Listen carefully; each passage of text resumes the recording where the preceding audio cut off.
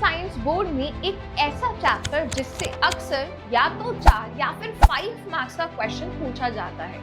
Yes, I am talking about how do organism reproduce. तो अगर आप अपने लेंथी क्वेश्चंस के लिए वरीड हैं तो उसके लिए बिल्कुल टेंशन छोड़ दीजिए, क्योंकि आज की क्लास में हम वो 4 और 5 मार्कर को कवर करने वाले हैं, यानी कि हम हाउ डू ऑर्गेनिज्म रिप्रोड्यूस को करने वाले हैं। By the way, hello everyone, I am Aastha, your biology teacher, your biology mentor. Welcome back to my YouTube channel. और आज हम वन गो में, वन शॉट में कंप्लीट करने वाले हैं हाउ डू ऑर्गेनिज्म रिप्रोड्यूस। जब मैं कह रही हूँ हम इसको कंप्लीट करेंगे, हम हर इंपॉर्टेंट चीज देखेंगे, किस तरीके के क्वेश्चन एग्जाम में पूछता है उसको देखेंगे।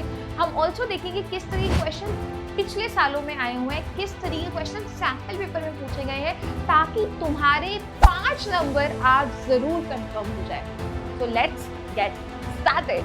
तो सबसे पहले यार, रिप्रोडक्शन होता क्या है? अगर आप मेरे सामने बैठे हो, वो इसलिए बैठे हो क्योंकि आपके पेरेंट्स ने रिप्रोड्यूस किया। मैं आपके सामने खड़े होकर पढ़ा रही हूँ क्योंकि मेरे पेरेंट्स ने रिप्रोड्यूस किया, तभी मैं हूँ। अगर रिप्रोडक्शन नहीं होता तो मैं नहीं होती। तो सिंपल सी बात है, पेरेंट्स से बच्चों के बनने को हम बोलते हैं रिप्रोडक्शन। पेरेंट्स से जब बच्चे बन रहे हैं तो बच्चों के लिए एक वर्ड यूज करते हैं ऑफस्प्रिंग या फिर progeny, right? So process in which an organism produces young one of the same species. Same species क्यों बेटा? ऑब्वियसली ह्यूमन का बच्चा ह्यूमन, कैट का बच्चा कैट, ठीक है। क्या ये हमें जिंदा रहने के लिए जरूरी है? नहीं। अगर मैं पूरी जिंदगी भर डिसाइड करूं बच्चे पैदा नहीं करूंगी तो क्या मैं मर जाऊंगी? नहीं ना। तो ये बेटा जरूरी नहीं है। ऑब्वियसली अगर मैं खाना ना खाऊं या फिर अपनी बॉडी से एक्सक्रीशन ना करूं तो मैं मर सकती हूँ, लेकिन अगर मैं रिप्रोड्यूस ना करूं तो क्या मैं मरूंगी? नहीं। तो हम करते क्यों हैं? We do it for the continuation of the species of on earth. मतलब ये फैंसी सी लाइन का मतलब क्या है? अगर सोचो यार, मैं 2000 साल बाद अर्थ पे आती हूँ तो क्या तुम्हें आस्था मैम दिखेंगी? नहीं मैम, 2000 साल बाद तो मर जाओगे। आपका एक लाइफ स्पैन है, आप बेशक 200 साल जी लोगे, 150 साल जी लोगे, 2000 साल तक तो नहीं मिलोगे। मैं नहीं मिलूंगी, लेकिन बेटा मेरे बच्चों के बच्चों के बच्चों के बच्चों के बच्चे मिल सकते हैं। तो रिप्रोडक्शन की मदद से हो रहा है कि जो स्पीशीज है, लेट्स से ह्यूमंस 2000 साल भी बाद भी क्यों मिल रहे हैं? क्योंकि उन्होंने रिप्रोड्यूस किया, उनके बच्चों के बच्चों के बच्चों के बच्चे मिल सकते हैं तुम्हें, right? So basically it helps for the continuation of species on earth, ताकि अर्थ पे सालों दर साल ह्यूमंस रहे, लेट्स से कैट रहे, बैक्टीरिया रहे, कोई भी ऑर्गेनिज्म है, उसकी कंटिन्यूएशन के लिए हम रिप्रोड्यूस करते हैं। अब नेक्स्ट चीज, एक मैं आपको सेल चैप्टर में 9th क्लास के दोबारा लेके जाना चाहती हूँ, क्योंकि अगर आपको वो क्लियर है तो ये चैप्टर भी बहुत इजीली आप क्लियर कर पाएंगे। देखिए बेटा, जिस तरीके से दीवार बनी होती है ईंटों की, आपकी बॉडी बनी होती है सेल्स की, है ना? अब सेल की एक बाउंड्री होती है जिसको बोलते हैं प्लाज्मा मेम्ब्रेन, राइट? और एक कंट्रोल हाउस होता है, एक ब्रेन होता है सेल का जो हर चीज को कंट्रोल करता है, जिसको हम बोलते हैं न्यूक्लियस, ठीक है। और बेटा न्यूक्लियस और प्लाज्मा मेम्ब्रेन के बीच में जो ये जेली लाइक का सब्सटेंस है उसको बोलते हैं हम साइटोप्लाज्म। साइटोप्लाज्म हमारे काम की चीज है अभी फिलहाल के लिए न्यूक्लियस। तो बेटा न्यूक्लियस में प्रेजेंट होता है ऐसा रॉड लाइक का स्ट्रक्चर, एक्स शेप स्ट्रक्चर, जिसको हम बोलते हैं chromosome. And this chromosome is made up of DNA, deoxyribonucleic acid, पढ़ा होगा। एंड ये डीएनए ही है बेटा जो कंट्रोल करता है कैरेक्टर। फॉर एग्जांपल, मेरी ब्लैक हेयर है, क्यों है? क्योंकि मेरे पास ऐसा डीएनए है। मेरी ब्लैक आईज है, क्यों? क्योंकि मेरे पास ऐसा डीएनए है। ऐश्वर्या राय की बेटा ग्रीनिश ब्लूइश सी आईज है, क्यों? क्योंकि उसके पास ऐसा डीएनए है। So this DNA controls character, और यही डीएनए और यही क्रोमोसोम है जो बेटा पेरेंट से आप में पास होता है, तभी आपकी कैरेक्टर पेरेंट जैसे दिखते हैं। हमेशा हम कहते हैं कि आप तो अपने पेरेंट जैसे दिखते हो, बिल्कुल तुम अपनी मम्मी जैसे दिखते हो, तुम अपने पापा जैसे दिखते हो। क्यों दिखते हो बेटा? क्योंकि आप में वो कैरेक्टर्स पास हुए, और वो कैरेक्टर क्यों पास हुए? बेसिकली आपने वो क्रोमोसोम्स पास हुए हैं, तभी आप अपने पेरेंट जैसे लिखते हो। पर बेटा क्या आप बिल्कुल अपने पेरेंट की हूबहू कॉपी लगते हो? नहीं यार, आप में कुछ चेंज नहीं आ जाता। फॉर एग्जाम्पल, लेट्स से अगर मैं रणबीर और आलिया की बेबी राहा की बात करूं और सैफ और करीना के बेबी जय की बात करूं, क्या ये उनके जैसे लग रहे हैं बेटा? हूबहू कॉपी है? नहीं।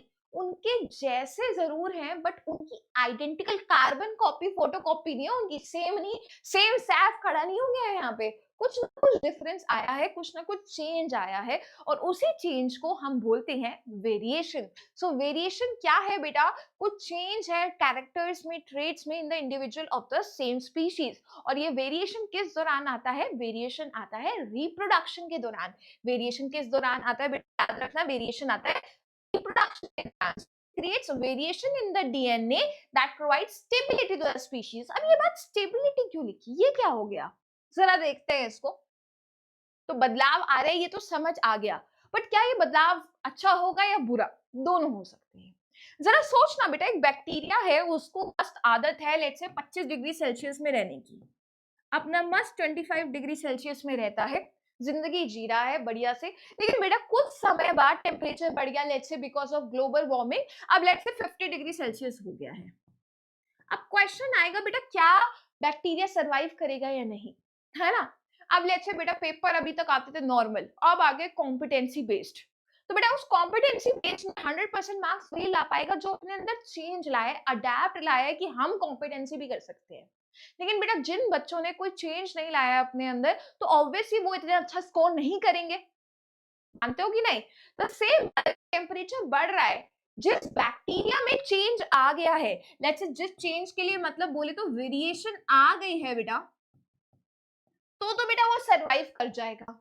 लेकिन बेटा मरेगा कौन? जिसके अंदर वेरिएशन नहीं आई है, जिसके अंदर कोई बदलाव ही नहीं आया, उसका तो काम तमाम। बेटा वो तो आदत उसको 25 की थी, वो इसी में काम तमाम हो जाएगा, उसको आदत ही नहीं है 50 की, कैसे सरवाइव करेगा? लेकिन जिसने अपने अंदर बदलाव ले आया है वो सरवाइव करेगा। तो हम कह सकते हैं वेरिएशन मदद करती है ऑर्गेनिज्म को अडेप्ट करने में, अगर इन्वायरमेंट चेंज हो रहा है ना? So it helps the organism, it helps organism to adapt in changing environment। यानी कि एक तरीके से सरवाइव करने में मदद किया इसने, सर्वाइवल में हेल्प करी, right? It help in the survival. अब यार रिप्रोडक्शन के टाइप्स पे आते हैं, तो बेटा दो टाइप्स के रिप्रोडक्शन होते हैं, ए सेक्सुअल एंड सेक्सुअल। हम पहले ए सेक्सुअल को कंप्लीट करते हैं, फिर सेक्सुअल पे आएंगे, राइट? तो ए सेक्सुअल रिप्रोडक्शन, सबसे पहली बात, एक ही पेरेंट एनफ है, तो इट इज यूनिपेरेंटल, एक पेरेंट से बच्चा बन जाएगा। Single individual give rise to the new individual, it is uniparental. अब यार सेक्सुअल रिप्रोडक्शन जो हमारे अंदर होता है, वहां दो पेरेंट्स होते हैं, ऑब्वियसली आपके एक मदर है, एक फादर है, जब जिससे तुम आए हो, राइट?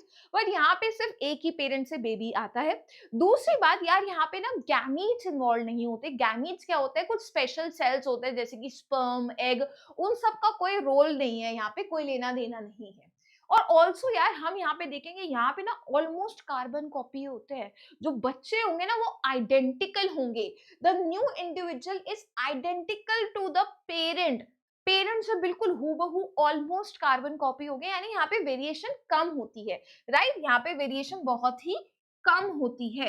और बेटा आइडेंटिकल होंगे ना, इसके लिए हम वर्ड यूज करते हैं, जैसे बेटा ऑलमोस्ट फोटोकॉपी ही हो गई है, तो इसके लिए हम वर्ड यूज करते हैं क्लोन्स। इनके लिए हम वर्ड क्या यूज करते हैं बेटा? ये आपस में क्या है? क्लोन्स हैं, बोले तो आइडेंटिकल है, आपस में सेम है ऑलमोस्ट, तो इसके लिए वर्ड क्या यूज होगा? क्लोन्स। सो क्लोन्स कहाँ बनते हैं? ए सेक्सुअल रिप्रोडक्शन में, क्योंकि वहां पे ज्यादा बदलाव नहीं आता, ज्यादा चेंज नहीं आता, ज्यादा वेरिएशन नहीं आती, ठीक है? अब हम ए सेक्सुअल रिप्रोडक्शन के टाइप्स देखते हैं। तो सबसे पहला टाइप है फिजन। फिजन का मतलब है यार एक पेरेंट से या तो दो बच्चों का बनना या दो से ज्यादा का बनना। देखना, अगर बेटा एक पेरेंट से दो बच्चे बन रहे हैं, तो बेटा हम इसको बोलते हैं, जब दो बच्चे बन रहे हैं तब हम इसको बोलते हैं binary fission. Binary, bi means two. Let's say एक पेरेंट से बेटा दो से ज्यादा बच्चे बन जाएं, मल्टीपल बच्चे बन जाएं, तब हम उसको बोलते हैं मल्टीपल फिजन। मैनी बच्चे बन जाए, मल्टीपल फिजन। डन। अब हम देखेंगे बाइनरी फिजन के टाइप्स। तो बेसिकली बाइनरी फिजन में होता क्या है वो बेसिक आइडिया लेते हैं। अब सबसे पहले हमारा बहुत ही फेमस एग्जांपल है प्यारा अमीबा का। अमीबा में आपने क्या दिखा, ये अमीबा मस्त जिंदगी जी रहा है अपनी, है ना। इसका आप देख रहे हो ग्रोथ हुई, पहले ग्रोथ हुई, can you see the growth happening here, पहले ग्रोथ हो रही है, फिर आपको क्या दिख रहा है, इसका न्यूक्लियस डिवाइड हो रहा है, देखो उसके बीच का जो न्यूक्लियस है वो दो हिस्सों में टूट रहा है, न्यूक्लियस इज डिवाइडिंग। तो सबसे पहला स्टेप क्या है इसका, एक्चुअली में न्यूक्लियर डिवीजन, यानी न्यूक्लियस डिवाइड कर रहा है। फिर आपको क्या दिख रहा है, इसका साइटोप्लाज्म दो हिस्सों में टूटते हुए दिख रहा है। देखो पहले तो जो अंदर का न्यूक्लियस था वो दो हिस्सों में टूट गया, फिर जो साइटोप्लाज्म है ऐसे बीच की तरफ मूव कर रहा है, मूव कर रहा है, मूव कर रहा है, और अल्टीमेटली ऐसे दो बच्चे बन गए। देखो बीच की तरफ मूव किया और दो बच्चे बन गए। तो पहले न्यूक्लियस ने डिवाइड किया, फिर साइटोप्लाज्म ने डिवाइड किया। अब बेटा ये जो है ना स्टेप, ये कॉमन है, जितने भी बाइनरी फिजन है सब में यही हो रहा होगा, पहले न्यूक्लियस डिवाइड करता है फिर साइटोप्लाज्म डिवाइड करता है, पहले न्यूक्लियस देन साइटोप्लाज्म डिवीजन। तो डिफरेंस क्या है तीनों में, सबसे पहले इरेगुलर बाइनरी फिजन, यानी कि बेटा जहां पे अमीबा का कोई फिक्स शेप है नहीं है, तो अगर तुम इसको किसी भी डिवीजन से इस अमीबा को ऐसे डिवाइड कर दो, ऐसे डिवाइड कर दो, ऐसे डिवाइड कर दो, ऐसे डिवाइड करो, तुम्हें दो इक्वल हाफ मिलेंगे, तुम्हें दो इक्वल बच्चे मिलेंगे। तो यहाँ पे plane of division can be any, तो हम कहेंगे एनी प्लेन ऑफ डिवीजन, कुछ भी हो सकता है प्लेन ऑफ डिवीजन। लेकिन ऑन द अदर हैंड अगर आप यहाँ पे आओ, ये लीशमेनिया है बेटा, दिस इज लीशमेनिया, और आप सबको पता होगा या नहीं भी पता तो मैं बता देती हूँ यार, लीशमेनिया ना एक बीमारी कॉज करता है जिसको हम बोलते हैं काला अजर, काला अजर, ब्लैक फीवर के नाम से भी जानते हैं हम इसको। इसमें बेसिकली आपकी स्किन ना, लिख लो कॉज काला अजर, एक बीमारी कॉज करता है काला अजर, इसमें आपकी ब्लैक फीवर बोलते हैं, स्किन बेसिकली डिस्कलर हो जाती है, ब्लैकिश सी हो जाती है और फीवर चढ़ता है आपको। ये जो लीशमेनिया है देखो इसका एक फ्लैजिला सा दिख रहा है यहाँ पे, और आपको दिख रहा है, अगर सोचो इसको तुम ऐसे डिवाइड करोगे क्या तुम्हें दो इक्वल हाफ मिलेंगे, नहीं, ऐसे डिवाइड करोगे क्या इक्वल हाफ मिलेंगे, नहीं। तो अगर तुम दो इक्वल हाफ चाहते हो तो तुम इसको कैसे डिवाइड करोगे, तो तुम इसको सिर्फ लॉन्गिट्यूडनली डिवाइड कर सकते हो, ऐसे वर्टिकली, देखो वर्टिकली ये डिवाइड हो रहा है दो हिस्सों में, वर्टिकली ऐसे लॉन्गिट्यूडनली, तो इसमें प्लेन डिवाइड कैसे हो रहा है, लॉन्गिट्यूडनली, इसलिए हम कहेंगे डिवीजन का प्लेन क्या है, ऐसे लॉन्गिट्यूडनल प्लेन से डिवाइड होगा, राइट। सो हम क्या कहेंगे यहाँ पे बेटा, plane of division is longitudinal, longitudinal. Next पे आओ बेटा, नेक्स्ट पे आओ, ट्रांसफर्स पे आओ। यहाँ पे आपको एक ऑर्गेनिज्म दिख रहा है ना, कौन है ये, पैरामीशियम है, पैरामीशियम है। अगेन बेटा अगर आप इसको किस तरीके से डिवाइड करोगे कि आपको दो बराबर हिस्से मिले, वो है ट्रांसफर, ऐसे हॉरिजॉन्टली, है ना, बाकी किसी भी प्लेन से आप डिवाइड करके देखना दो इक्वल हाफ नहीं मिलते हैं। तो हम यहाँ पे कहेंगे ट्रांसफर्स, बोले तो एक तरीके से हम कह सकते हैं हॉरिजॉन्टल प्लेन ऑफ डिवीजन, और ये किस में हो रहा है, पैरामीशियम में। लेकिन बेटा बाकी स्टेप कॉमन है, यहाँ पे भी आप देखो पहले न्यूक्लियस दो हिस्सों में डिवाइड हो गया, देखो ये दो हिस्से में न्यूक्लियस डिवाइड हो गया, न्यूक्लियस दो बन गए, फिर आप देखेंगे साइटोप्लाज्म डिवाइड हो रहा है, तो वो स्टेप बेटा सेम रहेंगे, उसमें कोई डिफरेंस नहीं है, the step remains the same, bye nuclear division फिर साइटोप्लाज्मिक डिवीजन, डिफरेंस है सिर्फ प्लेन ऑफ डिवीजन में। ठीक है, एग्जाम्पल भी यहाँ पे लिख देते हैं, इसका नाम पैरामीशियम। क्लियर है, ये तीनों एग्जाम्पल किसके थे, बाइनरी फिजन के। अब हम आते हैं बेटा मल्टीपल फिजन में, जहां पे एक पेरेंट से बहुत ज्यादा बच्चे मिलते हैं। जरा देखना, यहाँ पे एक पेरेंट से बहुत ज्यादा बच्चे मिल रहे हैं, वो कैसे हुए, यहाँ पे बेटा अभी तक हम देख रहे थे एक पेरेंट का जो न्यूक्लियस है वो एक ही बार डिवाइड किया, फिर साइटोप्लाज्म ने डिवाइड कर दिया, यहाँ ऐसा नहीं होता, यहाँ पे ना न्यूक्लियस बार बार डिवाइड कर रहा है, एक बार डिवाइड से काम नहीं चलेगा, बार बार न्यूक्लियस डिवाइड करता है। तो यहाँ पे मल्टीपल राउंड्स होंगे न्यूक्लियर डिवीजन के, एंड अल्टीमेटली आपके पास बहुत सारे बच्चे बन जाएंगे। ठीक है, तो सिंपल सी बात है, यहाँ पे एक पेरेंट से बहुत ज्यादा बच्चे मिल रहे हैं।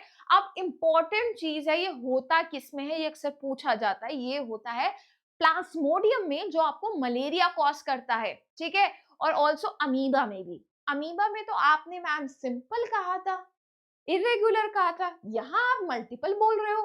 बिल्कुल, तो बेटा जब बढ़िया अमीबा अपनी जिंदगी जी रहा है, फेवरेबल कंडीशन मजे से बैठा है, तो सिंपल कर लेगा। लेकिन अगर अनफेवरेबल कंडीशन है, हार्मफुल कंडीशन, उसके लिए मतलब मजेदार कंडीशन नहीं है, तो वो मल्टीपल फिजन से डिवाइड करता है। ठीक है, तो यहाँ पे एक ऑर्गेनिज्म मेनी डॉटर सेल में डिवाइड होता है। क्लियर है ये कॉन्सेप्ट? चलू आगे। ये एक बेसिक सा डिफरेंस है जो मैं ऑलरेडी आपको बता चुकी हूँ, आप देख लीजिएगा इसको। ठीक है, थोड़ा आगे चलते हैं। अब आते हैं हम बडिंग पे। बडिंग का मतलब क्या है, अब जरा देखते हैं। बेटा ये होता है सबसे पहले हाइड्रा में। आपको यहाँ पे हाइड्रा दिख रहा है, तो हाइड्रा के ऊपर सबसे पहले तो ये टेंटेकल्स दिख रहे हैं, जो इस तरीके के स्ट्रक्चर है जो इसको एनिमीज वगैरह से बचाते हैं। ठीक है, तो अब जब आपने इस हाइड्रा को देखा, तो होता क्या है, एक स्पेसिफिक साइट पे ना बार बार सेल डिवीजन हो रही है, सेल का गुच्छा बन जाता है। ये देखना, यहाँ पे एक स्पेसिफिक साइट पे बार बार सेल की डिवीजन हुई, और बेटा एक बाहर की तरफ आप देख रहे हो ग्रोथ सी आ गई, आउट ग्रोथ, बाहर की तरफ ग्रोथ, आउट ग्रोथ। इस आउट ग्रोथ को हम बोलते हैं बड, है ना, बड। अब ये बड थोड़ी सी ग्रो होगी और यहाँ पे बेबी हाइड्रा आ जाएगा, टाइनी हाइड्रा दिख रहा है, बेबी हाइड्रा।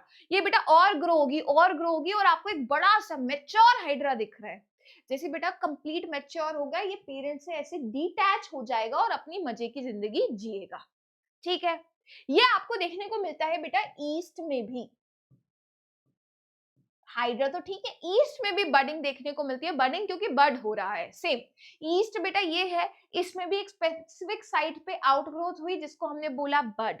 अब कभी कभी इधर ईस्ट में आपको क्या देखने को मिलता है, एक बड हटती नहीं है दूसरी आ जाती है, ये हटती नहीं है तीसरी आ जाती है, तो आपको यहाँ पे चेन ऑफ बर्ड्स देखने को मिलता है, यानी बड की पूरी चेन बन जाती है। तो budding happens in hydra as well as yeast. Clear है? कभी कभी क्या करते हैं, डायग्राम पूछ लेते हैं, डायग्राम दे देंगे कि ये डायग्राम है, किसमें होता है ये। हो सकता है आपसे पूछ ले बडिंग इन हाइड्रा को ड्रॉ करो और इसके बारे में लिखो, कुछ भी दे सकते हैं, आ सकता है क्वेश्चन और आता है। ठीक है, चलो अब आते हैं स्पोर फॉर्मेशन। स्पोर फॉर्मेशन बेटा होता है राइजोपस में। ये आपको जो डायग्राम दिख रहा है ये है राइजोपस, बोले तो ब्रेड मोल्ड फंगस है बेटा, ये फंगस है, it's a fungus, bread mould fungus. कभी ब्रेड पे आपने देखा है जब कुछ टाइम के लिए आप उसको सड़ने के लिए छोड़ देते हैं, लेट्स से बहुत दिन से भूल गए, वैसे ही बारिश का मौसम है, आप जाके ब्रेड को देखोगे उसमें काले काले काले काले धागे दिखते हैं, वही ब्रेड मोल्ड होता है। अब उसमें देखते हैं कैसे होता है रिप्रोडक्शन, राइट। तो अगर हम बात करें तो आपको इसके बेसिकली दो स्ट्रक्चर दिखते हैं राइजोपस में। एक तो आपको ये थ्रेड लाइक स्ट्रक्चर दिख रहा है जिसको हम बोलते हैं हाइफे, ये दिख रहा है थ्रेड लाइक का स्ट्रक्चर। ये जो थ्रेड लाइक स्ट्रक्चर दिख रहा है ये होता है हाइफे।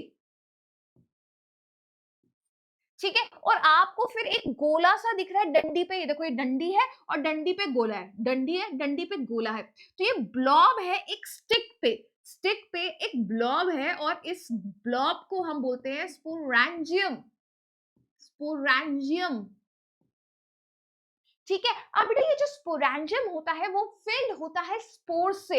यही स्पोर्स है, ये स्पेशल सेल्स है बेटा जो एक्चुअली रिप्रोडक्शन में मदद करते हैं।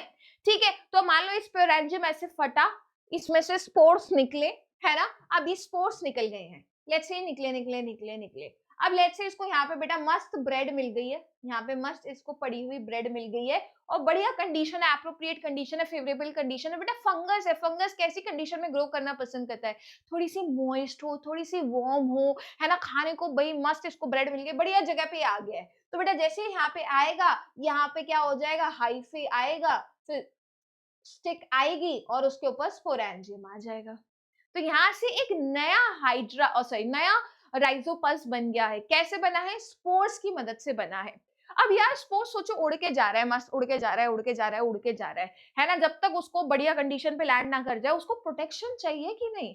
भाई वो उड़ के जा रहा है, उड़ के जा रहा है, उसको ब्रेड भी तो चाहिए, कंडीशन भी तो चाहिए भाई, वार्म कंडीशन होनी चाहिए, थोड़ी ह्यूमिड कंडीशन होनी चाहिए, ब्रेड मिलनी चाहिए कुछ, है ना, जहाँ पे वो ग्रो कर पाएगा। तो बेटा स्पोर को प्रोटेक्शन चाहिए कि नहीं, तो यस, इसलिए बेटा स्पोर के पास में थिक वॉल से ये प्रोटेक्टेड होता है। तो आप देखेंगे जो स्पोर होता है it is protected by a thick wall, है ना। ला ला ला ला ला ला। ये बेटा अगर स्पोर है ना तो इसके पास एक थिक वॉल है, एक मोटी सी बॉल है जो इसको प्रोटेक्ट करती है जब तक वो बेटा एक फेवरेबल कंडीशन ना मिले उसको। तो यही बात लिखी है बेटा। तो अगर अगर आप देखो यार, हाइफे रिप्रोडक्शन में मदद कर रहा है या स्पोरेंजियम, आप कहोगे ऑब्वियसली मैम स्पोरेंजियम कर रहा है क्योंकि स्पोरेंजियम के पास स्पोर्स है। तो यही बात लिखी है, मेंशन करिए, हाइफे थ्रेड लाइक स्ट्रक्चर है जो कि नॉन रिप्रोडक्टिव स्ट्रक्चर है। स्पोरेंजिया जो है, अच्छा बेटा एक है तो स्पोरेंजियम, प्लूरल है तो स्पोरेंजिया। कैसा है? Tiny blob on a stick, एक गोला है स्टिक के ऊपर, डंडी के ऊपर, जो कि रिप्रोडक्शन में इसका रोल है। इसके पास स्पेशल सेल्स होते हैं जिसको हम स्पोर्स बोलते हैं, जिससे नया राइजोपस आ सकता है। यही मैंने आपको बताया। ये स्पोर्स जो होते हैं वो कवर होते हैं मोटी वॉल से, ताकि इनको प्रोटेक्शन मिले जब तक वो एक कांटेक्ट में ना आ जाए मॉइस्ट सरफेस के एंड ग्रो करने लगे। ठीक है, यही बात मैंने आपको समझाई थी, वो लिखी हुई मेंशन्ड है। डन। नेक्स्ट आता है बेटा, पिछले सालों में एक आया हुआ क्वेश्चन है, ब्रेड मोल्ड पे एक क्वेश्चन है, इतने हम पानी पीते हैं इतने तुम इस क्वेश्चन का आंसर सोचो, है ना। In bread mould the structures labelled A and B respectively are. आपसे ये देखो डायग्राम बेस्ड क्वेश्चन मैंने कहा था बेटा, इस टॉपिक से ना एसेक्सुअल रिप्रोडक्शन से अक्सर डायग्राम बेस्ड क्वेश्चन पूछे जाते हैं, अक्सर पूछा जाता है, या तो डेफिनेशन लिखने को दे देंगे कि बताओ ये क्या है और ड्रॉ करो, है ना। ये इमेज बेस्ड क्वेश्चन होते हैं, इमेज दे दी और लेबलिंग पूछ ली आपसे।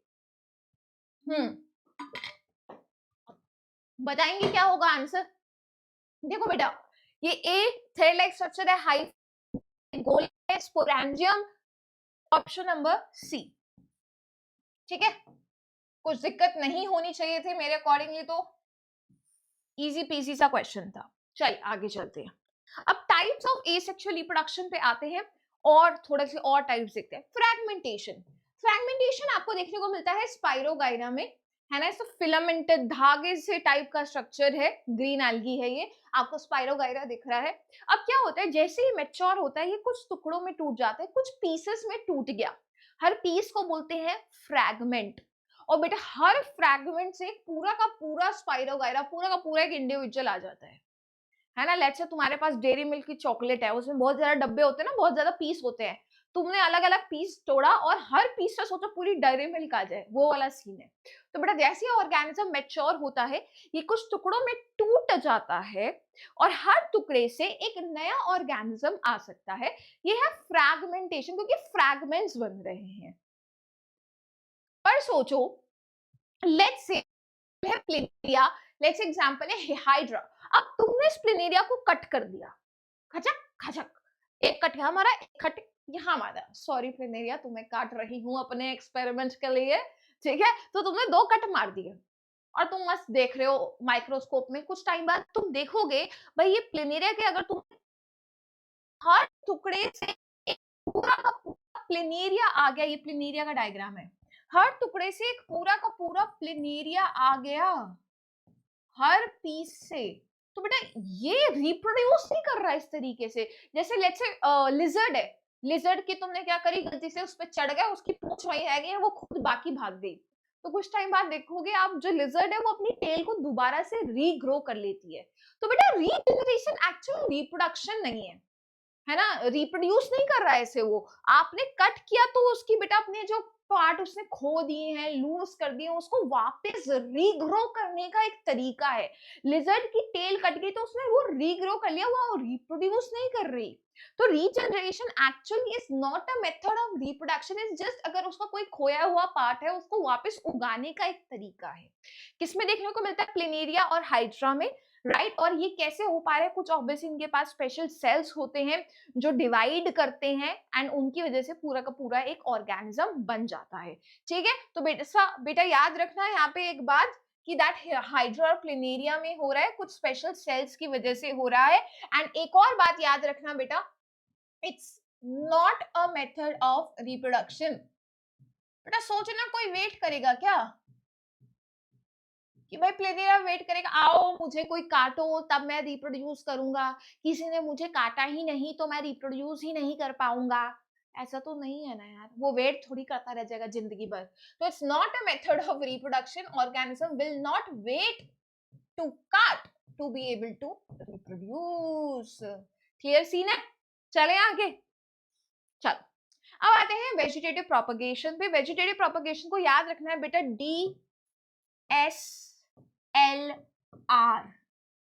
कैमरा से, ट्रिक है ये, ठीक है। तो डी बोले तो development of new plant, development of new plant. अब किससे आ रहा है वो डेवलपमेंट, किससे आ रही है बेटा, वो डेवलपमेंट हो रही है स्टेम से, लीव से, रूट से, stem, leaves, root, from stem, leaves, root, है ना बेटा। ये रिप्रोडक्टिव पार्ट्स नहीं होते हैं फ्लावर के, है ना, इनको हम नॉन रिप्रोडक्टिव पार्ट्स बोलते हैं। रिप्रोडक्टिव पार्ट्स जनरली क्या होते हैं बेटा, फ्लावर जो होता है ना वो एक्चुअली सेक्सुअल रिप्रोडक्शन में करता है, बाकी जितने भी पार्ट्स है वो नॉन रिप्रोडक्टिव पार्ट्स है ना। स्टेम से नया पौधा आ गया, लीव से नया पौधा आ गया, रूट से नया पौधा आ गया, ठीक है। तो जब स्टेम से, लीव से, रूट से नया पौधा आ रहा है वो वेजिटेटिव प्रोपगेशन में आता है, ए सेक्सुअल रिप्रोडक्शन का टाइप है, ना कि सेक्सुअल का।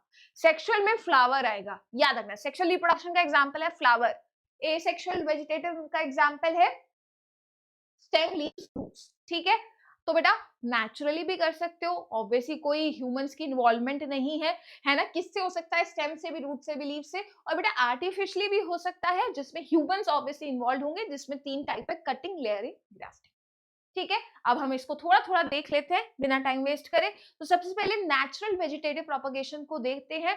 आलू, आलू, कच्चा आलू बेटा कहाँ गए थे, तो बेटा वही आलू जो तुम्हारे घर में पड़ा रहता है, आलू गोभी, आलू मटर। मेरे घर में तो आधे दिन आलू की सब्जियां बनती है, आलू गोभी, आलू मटर, आलू गाजर, है ना, और व्हाट नॉट, हर चीज में आलू डाल दो, आलू पराठे, दो आई लव आलू पराठे। तो यार ये आलू है। अब आलू को तुमने कभी देखा होगा बहुत टाइम से पड़ा हुआ है, तुमने उसकी तरफ भी नहीं देखा, तुमने सोचा अब तो मैं प्रोटीन रिच डाइट ही खाऊंगा, बॉडी बना के रहूंगा। अब बेटा तुमने आलू की शक्ल भी देखा, हट ना यार, कैप्स कौन खाए, तुम अपने स्वैग में हो यार, जिंदगी जी रहे हो अलग से।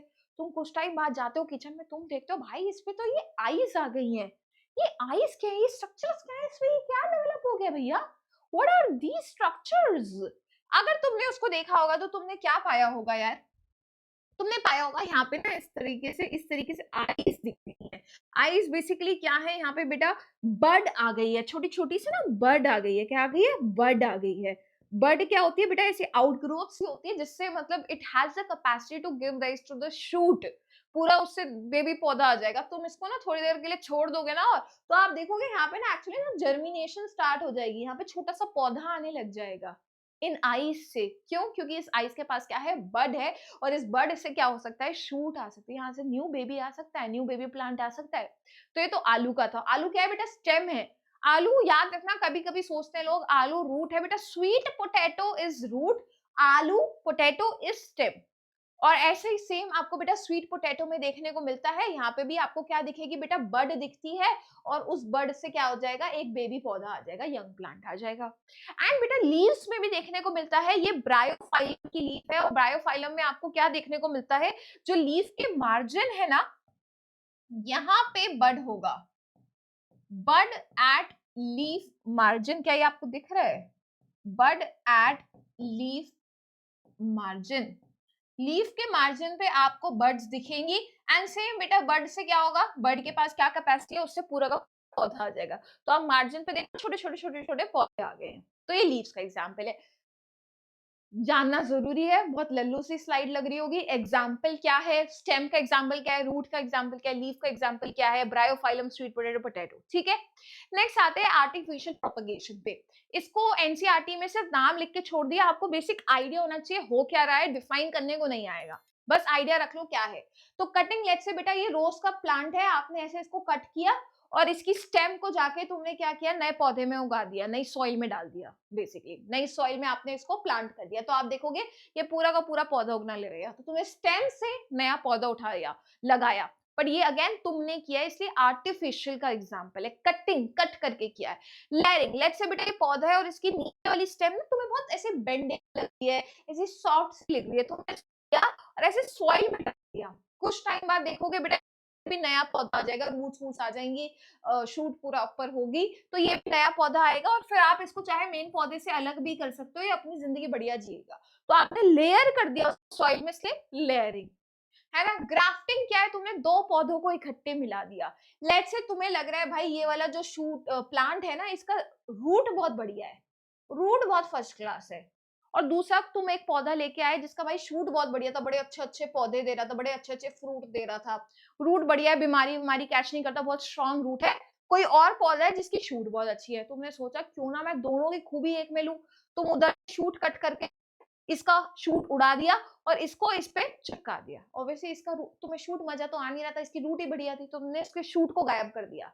दूसरे वाले पौधे की शूट लाए, इस पे चिपकाया, ऐसे टेप से बांध दिया, कुछ टाइम देखेंगे आप एक ही पौधा बन चुका होगा। ग्राफ्टिंग, ये तीनों चीज आपने खुद करी है, इसलिए हम इसको बोलते हैं आर्टिफिशियल। सिर्फ नेम लिख के छोड़ा हुआ है एनसीईआरटी में, ठीक है, बट आइडिया होना चाहिए हो क्या रहा है, लिखने को ऐसा नहीं आएगा, बेसिक आइडिया बता रही होता क्या है, ताकि तुम्हें क्लूलेस ना रहो तुम, ठीक है। Advantage, most important question, vegetative propagation से इतने साल क्वेश्चन आया है, मैं भी नहीं बता सकती कितने सालों से आ रहा है, सालों दो साल। Most repeated question of class 10 science board exam, which is vegetative propagation, क्या होता है, एग्जाम्पल क्या है, एडवांटेज क्या है। मोस्ट आस्क्ड क्वेश्चन, 4 से 5 नंबर में क्वेश्चन आता ही आता है।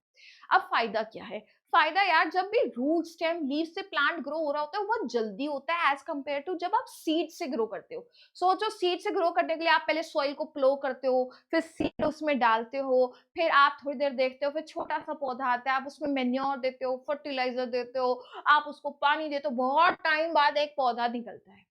So it takes time. So as compared to that, vegetative propagation is a faster method. ये faster method है। दूसरी बात यार, अगर मान लो कोई ऐसा प्लांट हो जो सीड ही नहीं प्रोड्यूस कर पाता है, अब जैसे कि let's say banana, it has lost the capacity to produce seed. अब सीड नहीं प्रोड्यूस कर पा रहा तो रिप्रोड्यूस कैसे करेगा, asexual reproduction, vegetative propagation से, right? To make possible the propagation of the plants जैसे कि banana, rose, jasmine that have lost the capacity to produce seed। अब बेटा क्योंकि asexual reproduction का तरीका है, यहाँ पे वेरिएशन कम होती है, तो ये आप कहोगे मैम एडवांटेज कैसे है। अगर लेट्स से बेटा पेरेंट बहुत बढ़िया है, पेरेंट जो है वो मस्त फर्स्ट क्लास है, तो बेटा सेम जैसा पेरेंट है वैसा ही उसका बच्चा होगा, वैसी ऑफस्प्रिंग होंगे, वैसी बच्चे होंगे, वैसी बेबी प्लांट होंगे। तो अगर पेरेंट बढ़िया है तो बच्चे भी तो बढ़िया होंगे। अगर वेरिएशन नहीं हो रहा उस केस में तो ठीक है, उस केस में कोई दिक्कत नहीं है, क्योंकि all plants produce are genetically similar, genes बिल्कुल सेम है पेरेंट जैसे, तो उसके जैसी कैरेक्टरिस्टिक आएंगी। तो एक किस केस में बढ़िया, अगर पेरेंट बहुत बढ़िया है। बट ये चीज डिसएडवांटेज हो सकती है वेजिटेटिव प्रोपगेशन की, अगर इन्वायरमेंट में चेंज आ रहा है, इन्वायरमेंट में चेंज आ रहा है, वेरिएशन हो नहीं रही है, तो बेटा ये सरवाइव कैसे करेगा। वही सेम कंडीशन जो तुम्हें बताई थी, टेम्परेचर चेंज होता जा रहा है, सोचो इसको आदत ही नहीं है सहने की, कैसे सहेगा, वेरिएशन हो नहीं रही है इस पे। तो इस केस में ये डिसएडवांटेज हो सकता है, तो यहाँ पे हम इसको डिसएडवांटेज में लिखेंगे कि वेरिएशन नहीं है, since the new plants are produced from single parent, they are genetically identical, the lack of variation can reduce the ability to adapt in the changing condition। तो अगर कंडीशन चेंज भी हो रहा है, एनवायरमेंट चेंज भी हो रहा है, वो अपने आप को अडेप्ट नहीं कर पाएगा चेंजिंग एनवायरमेंट में, ठीक है। और ये भी होता है अगर मान लो प्लांट ही डिजीज है तो बच्चा भी डिजीज होगा। तो if plant has disease, the parent plant has disease, वो बच्चों में भी आ जाएगी। प्लांट बढ़िया है तो बच्चा बढ़िया होगा, ये एडवांटेज है। प्लांट घटिया है, बच्चा घटिया है, ये डिसएडवांटेज में देना, ठीक है यार, डन है। क्वेश्चन क्या हुआ है पिछले सालों में, इनकरेक्ट मैच बताना है between the plant and it's vegetative plant part. बेटा ब्रायोफाइलम लीफ से करता है, मैं आपको बता चुकी हूँ, ठीक है। पोटैटो स्टेम से करता है, ये भी मैं आपको बता चुकी हूँ। मनी प्लांट स्टेम से कर रहा है, ये भी मैं आपको बता चुकी हूँ। और रोज रूट नहीं, रोज बेटा स्टेम में बताया था मैंने, गलत है ये। तो यही हमसे पूछा है इनकरेक्ट, तो इनकरेक्ट तो बेटा ऑप्शन नंबर डी ही है। क्लियर है, नेक्स्ट टॉपिक पे चले, चलो। अब हम आते हैं यहाँ टिश्यू कल्चर पे। What is tissue culture, tissue culture का मतलब है, सिंपल सी बात है, हम एक तरीके से ऑर्नामेंटल प्लांट जो होता है, सजावट के लिए प्लांट्स है, उनके लिए करते हैं। लेट्स से मेरा पौधा है, मैंने क्या किया, इसका एक छोटा सा टुकड़ा ले लिया, है ना, इस छोटे से टुकड़े को हम बोलते हैं एक्स प्लांट। एक्स प्लांट, इसका एक छोटा सा हमने एक टुकड़ा ले लिया, ठीक है, छोटा सा टुकड़ा ले लिया। अब हमने क्या किया, उसको अपना एक कल्चर मीडियम, मतलब लैबोरेटरी में, एक टेस्ट ट्यूब में या पेट्री प्लेट में हमने क्या किया, एक मीडियम ग्रो दिया, मतलब उसमें न्यूट्रिएंट्स वगैरह है, हार्मोन्स वगैरह, उसमें उसको ग्रो करवा रहे हैं। तो जो हमने देखा, तो यहाँ पे ना गुच्छा बन गया सेल्स का, एक सेल का गुच्छा बन गया। इस सेल के गुच्छे को हम बोलते हैं कैलस। है ना, उसको डिवाइड करने दिया कि अच्छा भाई तू मजे से डिवाइड कर। तो ये जो प्लांट का टुकड़ा लिया था उसको छोटे छोटे छोटे छोटे छोटे छोटे छोटे छोटे टुकड़ों में तोड़ दिया और इसको हमने एक मीडियम में ग्रो करवाया। जब हमने कुछ टाइम बाद देखा यहाँ पे क्या बन गया, कैलस बन गया, मतलब पूरा मास बन गया, गुच्छा बन गया जो सिर्फ डिवाइड करे जा रहे करे जा रहे करे जा रहे। फिर हमने क्या किया, थोड़ी सी कंडीशन चेंज करी, थोड़ी न्यूट्रिएंट्स चेंज करे, हार्मोन चेंज करे और फिर हमने यहाँ पे क्या देखा, यहाँ पे बेटा रूट एंड शूट का ग्रोथ हो गई। यहाँ पे रूट्स आ गई, लीव्स आ गई, रूट एंड शूट का ग्रोथ हो गई टेस्ट ट्यूब में। फिर हमने क्या किया, उसको लिया और बेटा इस तरीके से सॉइल में ग्रो करवा दिया। तो प्लांट का एक हिस्सा लिया, उसको छोटे छोटे टुकड़ों में तोड़ा, न्यूट्रिएंट मीडियम में ग्रो करवाया, कैलस आ गया, फर्दर हमने न्यूट्रिएंट्स को चेंज किया तो रूट भी आ गए, शूट भी आ गए, जब बेबी प्लांट आ गया हमने उसको सॉइल में ट्रांसफर कर दिया। सिंपल फंडा। तो इसका फायदा क्या हुआ बेटा, एक तो ये बहुत जल्दी हो जाता है, तो कम समय में बहुत ज्यादा प्लांट्स आ जाएंगे, नंबर 1 फायदा। नंबर 2 फायदा बेटा ये रहेगा कि यहाँ पे अगर पौधा तुमने डिजीज फ्री लिया है तो जो बच्चे आएंगे वो भी डिजीज फ्री आएंगे, कोई में बीमारी नहीं होगी। ऑर्नामेंटल प्लांट्स के लिए किया जाता है। अब तुम सोचोगे मैम ये तो एनसीईआरटी में नहीं है, ये एक छोटा सा येलो बॉक्स दिया हुआ है, उन्हीं येलो बॉक्स से क्वेश्चन आते हैं, फिर तुम कहते हो एनसीईआरटी में नहीं था, इग्नोर कर दिया। ठीक है, डन है इतना, चले आगे, लेट्स मूव अहेड। ऑलराइट यार, आगे चलते हैं। आई होप इतना चीज सबको क्लियर है, right. So next thing is sexual reproduction. Sexual reproduction में दो पेरेंट्स इन्वॉल्व होते हैं, जैसे ह्यूमंस में एक मदर एक फादर, उनसे बच्चे आते हैं। ऑल्सो यार यहाँ पे ना गैमीट्स इन्वॉल्व होते हैं। तो मदर की बॉडी में बनता है, ऑब्वियसली मदर है फीमेल पेरेंट तो फीमेल गैमीट बनाएगा, फादर की बॉडी में क्या बनेगा, मेल गैमीट। ठीक है, तो यहाँ पे क्या हो रहा है, यहाँ पे क्या हो रहा है, डेवलपमेंट हो रहा है न्यू इंडिविजुअल का through formation and fusion of male gamete. ये क्या सीन हुआ, सुनना, इसको हम इस डायग्राम से समझेंगे। लेट्स से बेटा ये आपकी मदर है ना, ये आपके फादर है, तो मम्मी जी एंड पापा जी। अब मम्मी जी के बॉडी में क्या बन रहा है, फीमेल गैमीट, और पापा जी की बॉडी में मेल गैमीट। फीमेल गैमीट को हम बोलते हैं एग, क्या बोलते हैं, एग या फिर ओवम, और मेल गैमीट को हम बोलते हैं स्पर्म। अब स्पर्म और एग आपस में मिलता है और बना देता है जाइगोट। जाइगोट, इसी जाइगोट से एक पूरा का पूरा इंडिविजुअल बनता है। अब कैसे बनता है, सोचो, जाइगोट एक सिंगल सेल है, एक स्पर्म एक सेल है, एग एक सेल है, ये दोनों सेल मिलते हैं आपस में और एक सेल बना देते हैं जिसको बोलते हैं जाइगोट, एक सिंगल सेल है। तो एक सिंगल सेल से पूरा का पूरा छोटा बेबी जिसमें इतने सारे सेल्स है वो कैसे बन जाएगा भाई, एक सेल से मल्टीपल सेल कैसे बनते हैं, डिवाइड करके बार बार सेल डिवाइड होता है तभी। तो बेटा ये जाइगोट जैसे ही बनता है ना, ये डिवाइड करने लग जाता है और सेल का गुच्छा बन जाता है जिसको हम बोलते हैं एम्ब्रियो। और एम्ब्रियो फिर फर्दर ग्रो करता है, बनाता है, जिसमें भाई ऑर्गन्स वॉर्गन आ जाते हैं, उसको बोलते हैं फीटस, और अल्टीमेटली एक पूरा फुल फ्लेश्ड बेबी रेडी होता है। तो मदर की बॉडी में बना एग, फादर की बॉडी में स्पर्म, स्पर्म और एग फ्यूज कर गए, इसी फ्यूजन को हम बोलते हैं बेटा फर्टिलाइजेशन। इसी फ्यूजन को बोलते हैं फर्टिलाइजेशन, जिसकी वजह से fertilization, fusion of male and female gamete. ये जो फ्यूजन लिखा है ना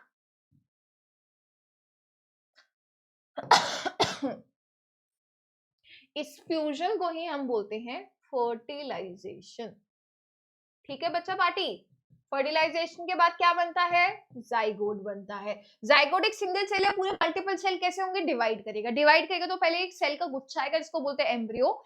एम्ब्रियो फर्दर डिवाइड करेगा, क्या बनाएगा और ग्रो करेगा, ऑर्गन्स वगैरह आ जाएंगे, क्या बनाएगा, फीटस, एंड अल्टीमेटली एक छोटा बेबी रेडी हो जाता है जिसका बर्थ हो जाता है। ठीक है, सिंपल। अब सुनना, जो हम स्पर्म और एग की बात कर रहे हैं, these are nothing but gametes. Egg is basically your female gamete. अच्छा, अब आगे ना मैं कुछ सिंबल्स यूज करूंगी तो मेक श्योर आपको क्लियर हो। ये सर्कल के ऊपर एरो मैं मेल्स के लिए यूज करूंगी एंड सर्कल के नीचे प्लस बेटा फीमेल के लिए यूज करूंगी। ठीक है, ठीक सी ना, ठीक है इतना। ये पेपर में मत लिख के आना, ये तुम्हारे लिए है वैसे अभी पढ़ाई के लिए, पेपर में पूरा लिखना है। पेपर में यार शॉर्ट फॉर्म नहीं, बोर्ड एग्जाम में कोई शॉर्ट फॉर्म नहीं चलेंगे, शॉर्टकट्स नहीं चलेंगे। ठीक है, तो बेटा ये एग है, ये हमारी फीमेल की बॉडी में स्पेशल सेल बना है जो रिप्रोडक्शन में मदद कर रहा है, इसलिए हम इसको फीमेल गैमीट बोलते हैं। और बेटा ये मेल गैमीट है क्योंकि ये मेल की बॉडी में बना है, स्पेशल सेल है स्पर्म, मेल गैमीट। तो अब बेटा आपकी बॉडी में कितने क्रोमोसोम होते हैं? मैंने बताया सेल्स में होता है न्यूक्लियस, न्यूक्लियस के अंदर क्रोमोसोम। बेटा आपकी बॉडी में एक्चुअली कितने क्रोमोसोम पाए जाते हैं? अगर मैं ह्यूमन की लेट्स से मैं स्किन का सेल उठा लूं, मैं लिवर का सेल उठा लूं, उसमें कितने क्रोमोसोम्स मिलते हैं? 46 क्रोमोसोम। 46। मेरी बॉडी में जितने भी सेल है बेटा, सब में 46 है एक्सेप्ट गैमीट को छोड़ के।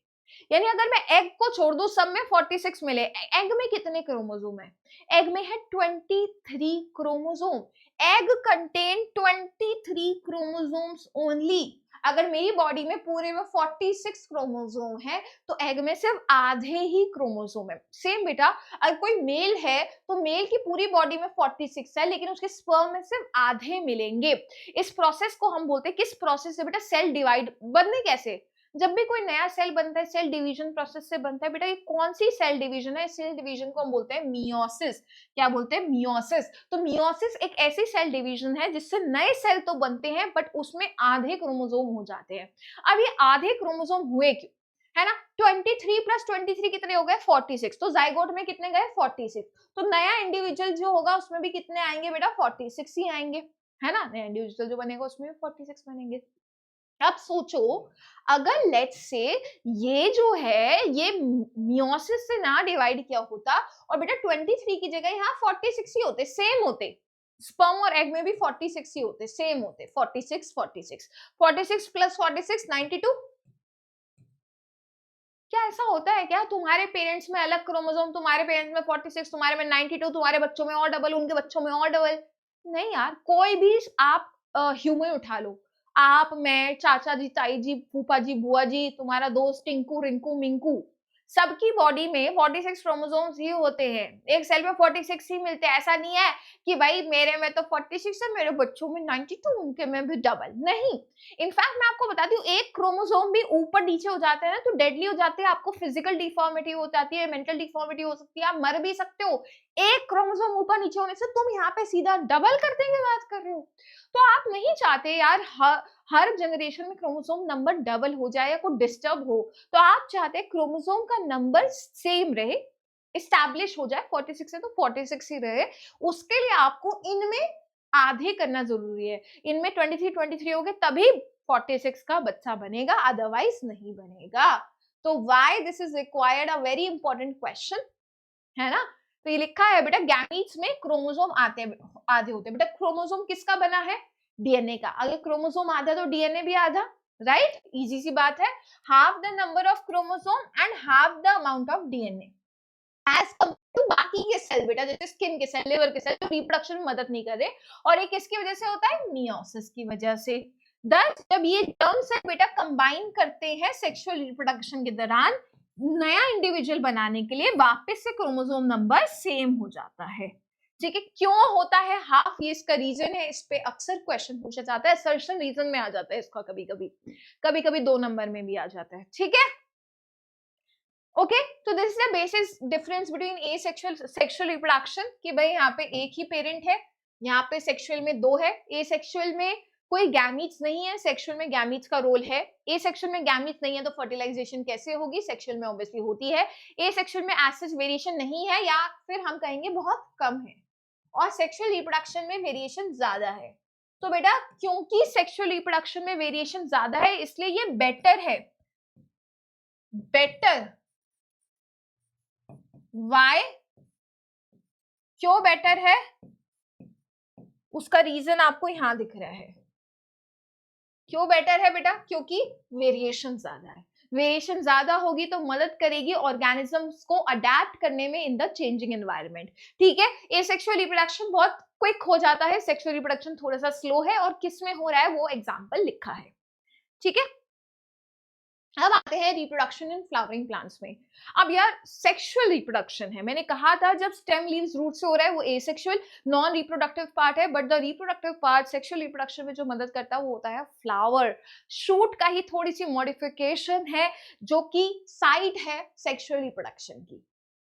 अब जब हम एक फ्लावर का इस तरीके से सेक्शन देखते हैं तो हम उसमें क्या क्या चीज पाते हैं। तो सबसे पहले तुम इस फीमेल रिप्रोडक्टिव पार्ट पे आओ जो आपको यहाँ पे सेंटर में दिख रहा है इस इमेज के। देखो ये वाला पार्ट, ये वाला पार्ट, दिख रहे हैं सबको? तो ये वाले पार्ट के आपको 3 हिस्से दिख रहे हैं, एक तो टॉप पे दिख रहा है स्टिग्मा, फिर बीच वाला हिस्सा दिख रहा है स्टाइल, और नीचे सबसे एक मोटा सा बेस दिख रहा है जिसको आपने बोला ओवरी, है ना? ऐसी कुछ है। इन तीनों को मिला के होते हैं फीमेल रिप्रोडक्टिव पार्ट, पिस्टल या फिर female reproductive part. On the other hand, अगर आप ये स्ट्रक्चर देखो, एक डंडी दिख रही है और उसके ऊपर एक फ्लैट सा टॉप दिख रहा है, डंडी उसके ऊपर फ्लैट टॉप, ये है मेल रिप्रोडक्टिव पार्ट। तो इसमें जो फ्लैट टॉप है इसको बोलते हैं एंथर, डंडी को बोला फिलामेंट, और इसको बोलते हैं स्टेमन, यानी कि male reproductive part, male reproductive part. ठीक है, अब एक और चीज देखते हैं, आपको यहाँ पे कलरफुल स्ट्रक्चर दिख रहे हैं, कलरफुल स्ट्रक्चर, इनको हम क्या बोलते हैं? पेटल्स। पेटल्स कैसे दिख रहे हैं आपको बेटा? अच्छा, एक आपने, मैं तीनों को अंडरलाइन कर देती हूँ ताकि तुमको क्लियर रहे कि हमने अभी तक क्या क्या कर लिया है। पिस्टल कर लिया, स्टेमन कर लिया, पेटल्स कर लिया। पेटल्स क्या है? कलरफुल स्ट्रक्चर हैं, they are coloured.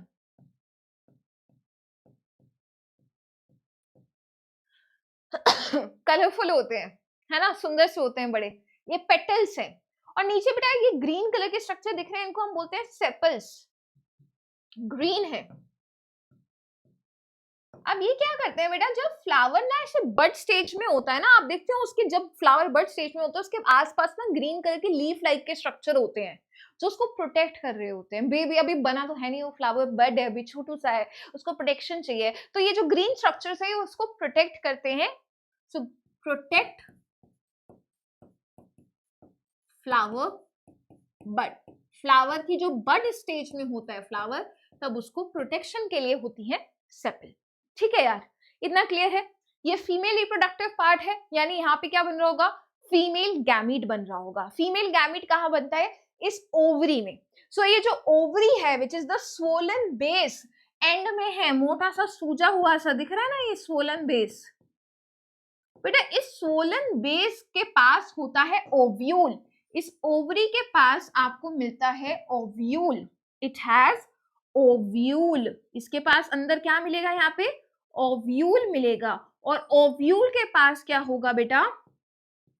Female gamete, यहाँ पे आपको फीमेल गैमीट मिलेगा। ठीक है, फीमेल गैमीट मिलता है कहां पे बेटा? ओवरी में, जो ओव्यूल है उसके पास। ठीक है, नेक्स्ट चीज ये है मेल रिप्रोडक्टिव पार्ट, तो ऑब्वियसली यहाँ पे क्या बन रहा होगा? Male gamete. कौन बनाता है? तो बेटा ये जो एंथर होता है ना, ये कुछ येलो कलर के स्ट्रक्चर्स बनाता है।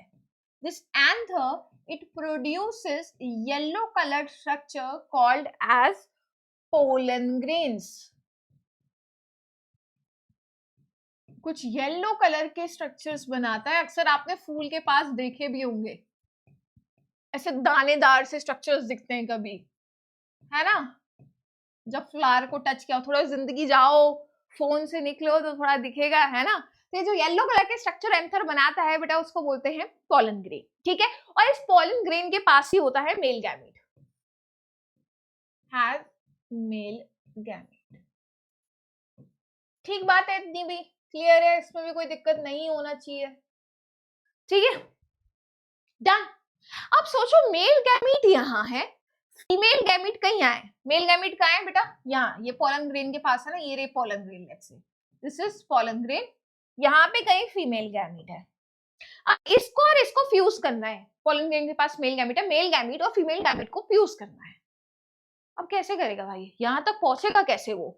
तो सबसे पहले तो इसको गेट तक पहुंचना होगा भाई, गेट है स्टिग्मा, पहले स्टिग्मा तक पहुंचेगा तभी तो यहाँ से एंट्री लेके यहाँ पहुंचेगा, है ना? जस्ट इमेजिन तुम्हें किसी मॉल के में भी कोई शूज खरीदने हैं, तुम्हें कोई लेट्स से कोई जॉर्डन शूज खरीदने, तुमने मन कर लिया है, तुमने टॉप वॉप कर लिया, तुम्हारे पेरेंट्स तुम पे धनवान हो गए हैं या फिर तुम्हारी बहुत बढ़िया नौकरी लग गई है, तुमने सोचा आज तो मैं जॉर्डन खरीदूंगा।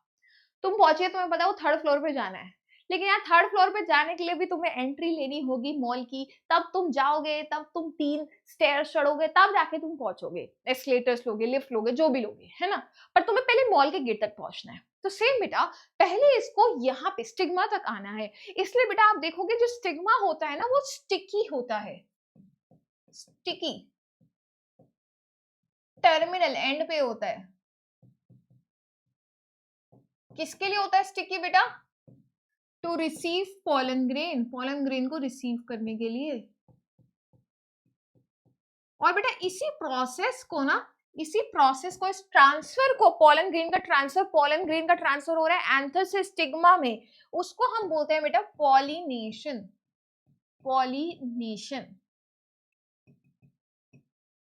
अब बेटा पॉलिनेशन करवाता कौन है? लेट्स से बीज करवाएंगी, है ना, बीज, इंसेक्ट्स, ये सब करवाते हैं।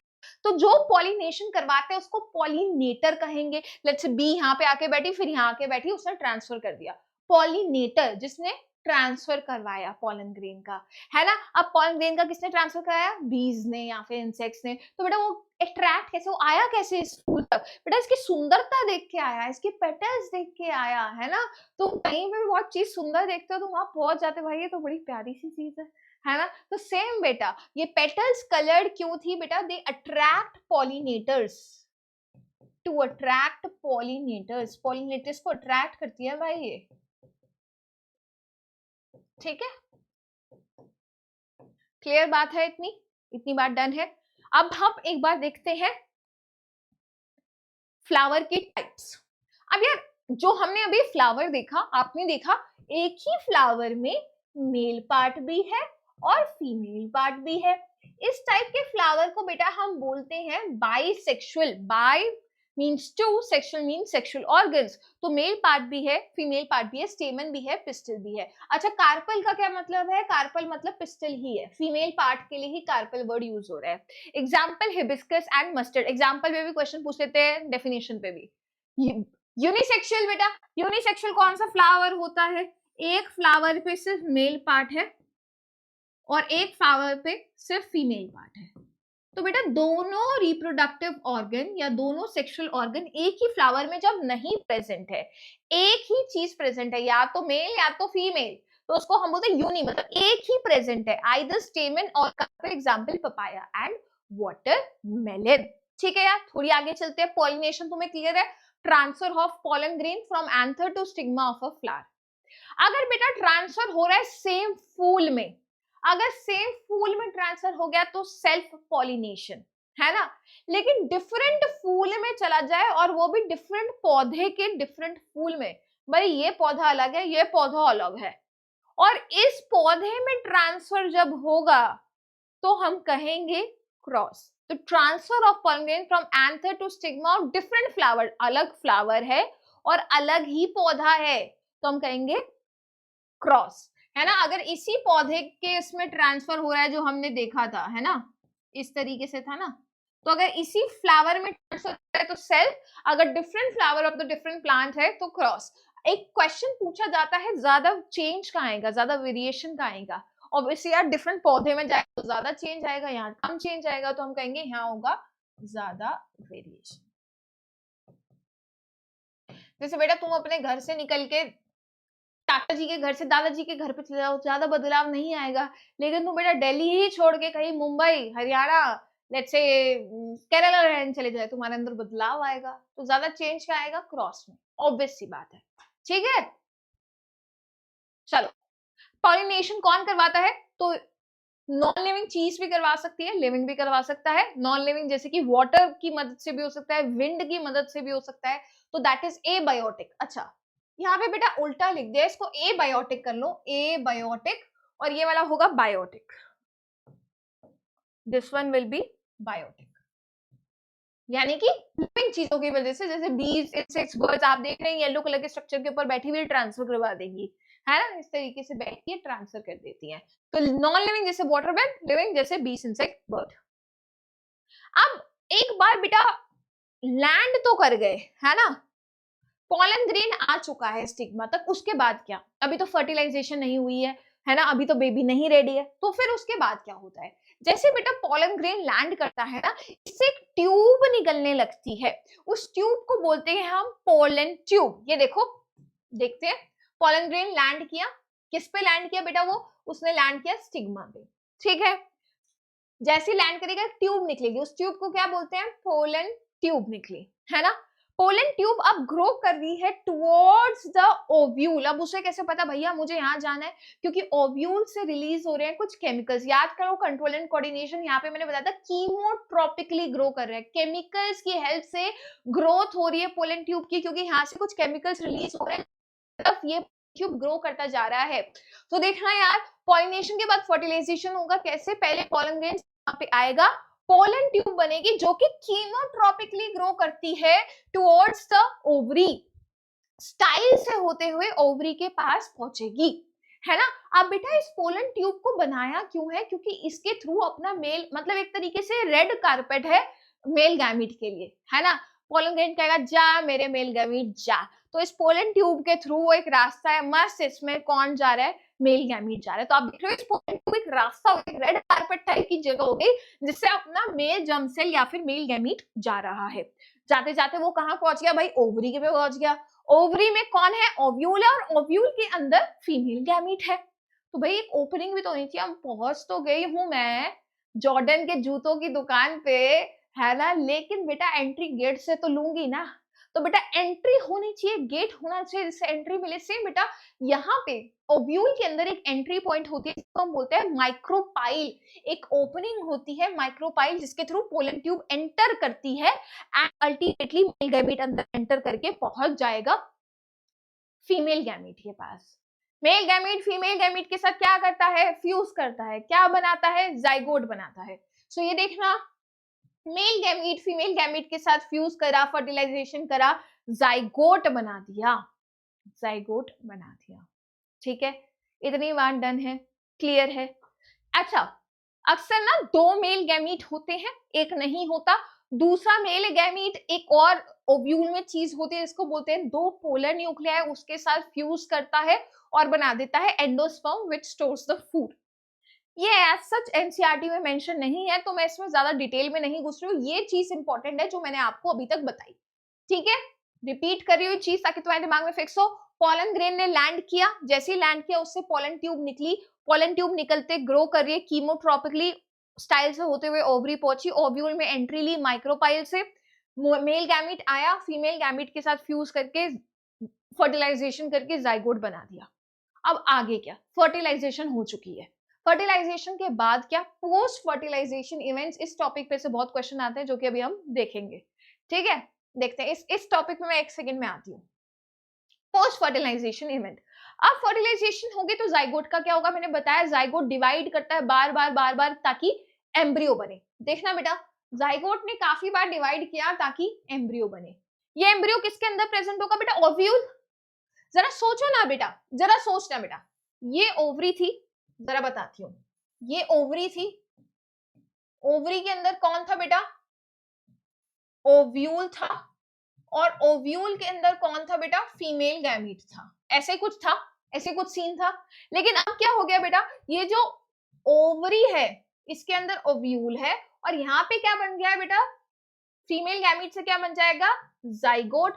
क्यों, क्योंकि वो मेल गैमीट के साथ फ्यूज कर गया, मेल गैमीट के साथ फ्यूज करके जाइगोट बना दिया, और जाइगोट डिवाइड करेगा तो ये क्या बना देगा बेटा, यहाँ पे क्या बन जाएगा, ये एम्ब्रियो, एम्ब्रियो बन चुका है यहाँ पे अंदर, जाइगोट से एम्ब्रियो बन गया। अब ये ओव्यूल और ओवरी का हो गया होगा बेटा, ये ओव्यूल ना अपने अराउंड एक टफ कोट लाएगा और ये सीड बना देगा। ओव्यूल क्या बनाता है, सीड। तो फ्लावर का ओव्यूल एक्चुअली क्या बना देगा फर्टिलाइजेशन के बाद, सीड। तो ये ओव्यूल किसमें बन जाएगा बेटा, ये एम्ब्रियो नाउ किसके अंदर प्रेजेंट है, सीड के अंदर ओव्यूल प्रेजेंट है, क्योंकि ओव्यूल तो बना चुका है सीड। तो ये एम्ब्रियो किसके अंदर प्रेजेंट है, सीड के अंदर एम्ब्रियो प्रेजेंट है। What happens to ovary, ovary का क्या होता है जो सबसे बाहर है, ये ओवरी किसमें बनाएगी, ये बेटा थोड़ा सा राइपन होगी और ये फ्रूट बना देगी। तो अक्सर आपने देखा है एक मैंगो का फ्रूट इमेजिन करो, तो वो फ्रूट है ना।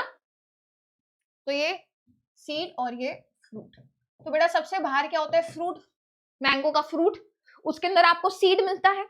सीड को जब आप सॉइल में डाल देते हो तो क्या होता है, एक बेबी प्लांट आ जाता है।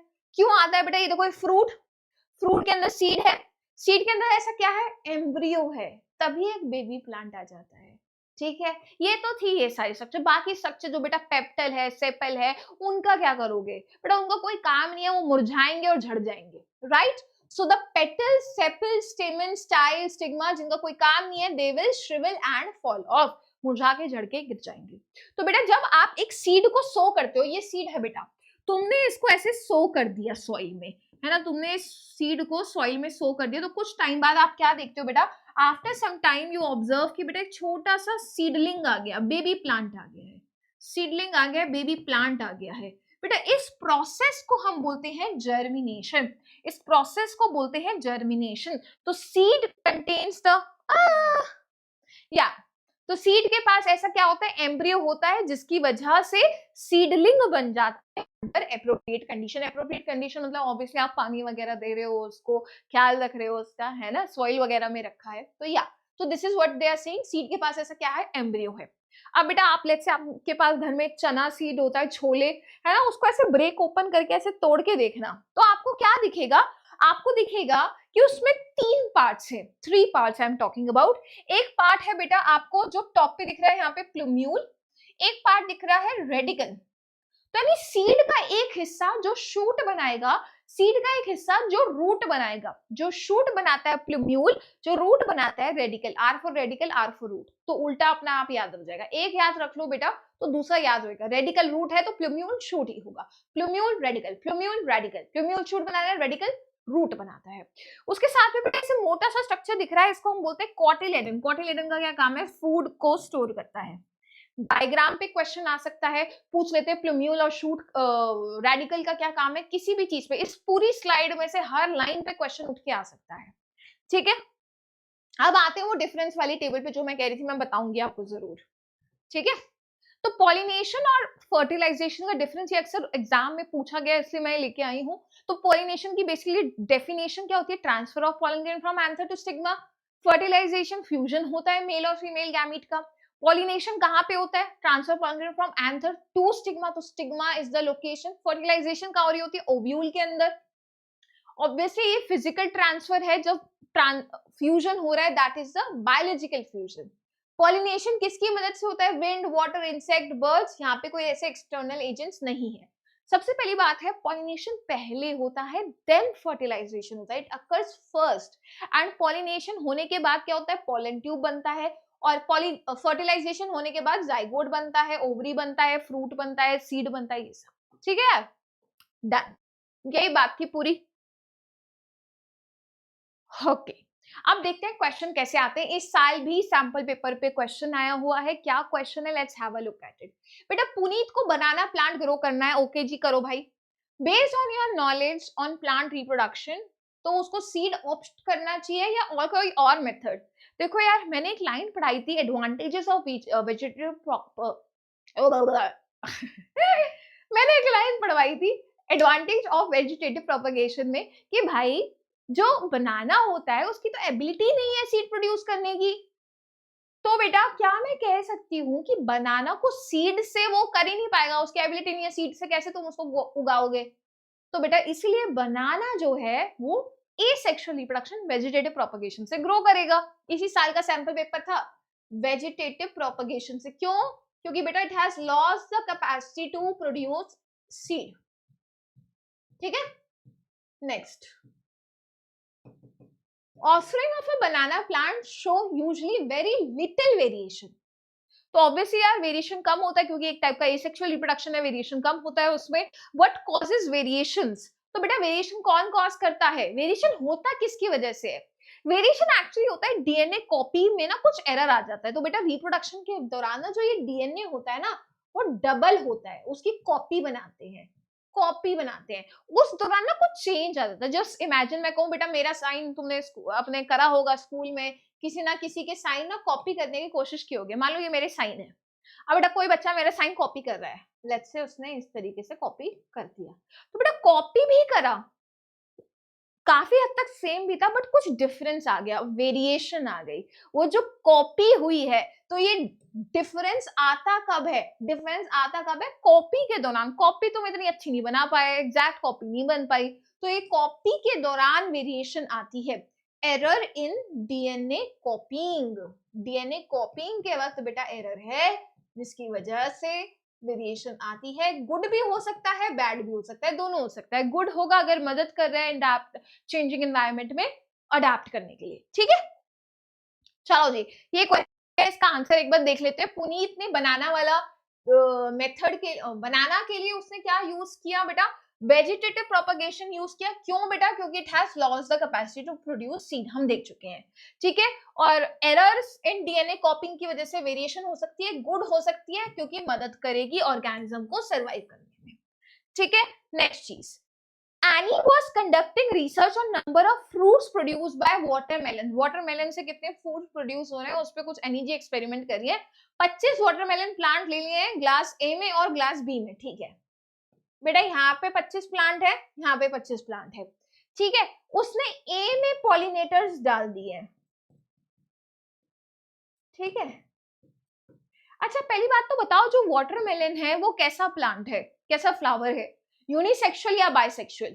वाटरमेलन और पपाया बेटा यूनिसेक्सुअल प्लांट था, अगर आपको याद हो। कहां है अपने वाटरमेलन? यूनिसेक्सुअल था जो मैंने पढ़ाया था।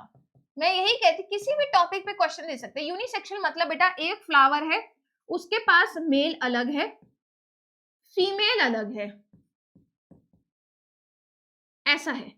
तो बेटा ऑब्वियसली अगर तुम्हें पॉलन ग्रेन का ट्रांसफर करवाना है, अगर मान लो बहुत दूर दूर हो तो कैसे जाएगा, है ना। किसी चीज की तो मदद चाहिए हमें, पॉलिनेटर्स की मदद चाहिए, इंसेक्ट्स की मदद चाहिए, बर्ड्स की मदद चाहिए, बीज की मदद चाहिए, है ना। वी रिक्वायर समथिंग जो उसका ट्रांसफर करवाए।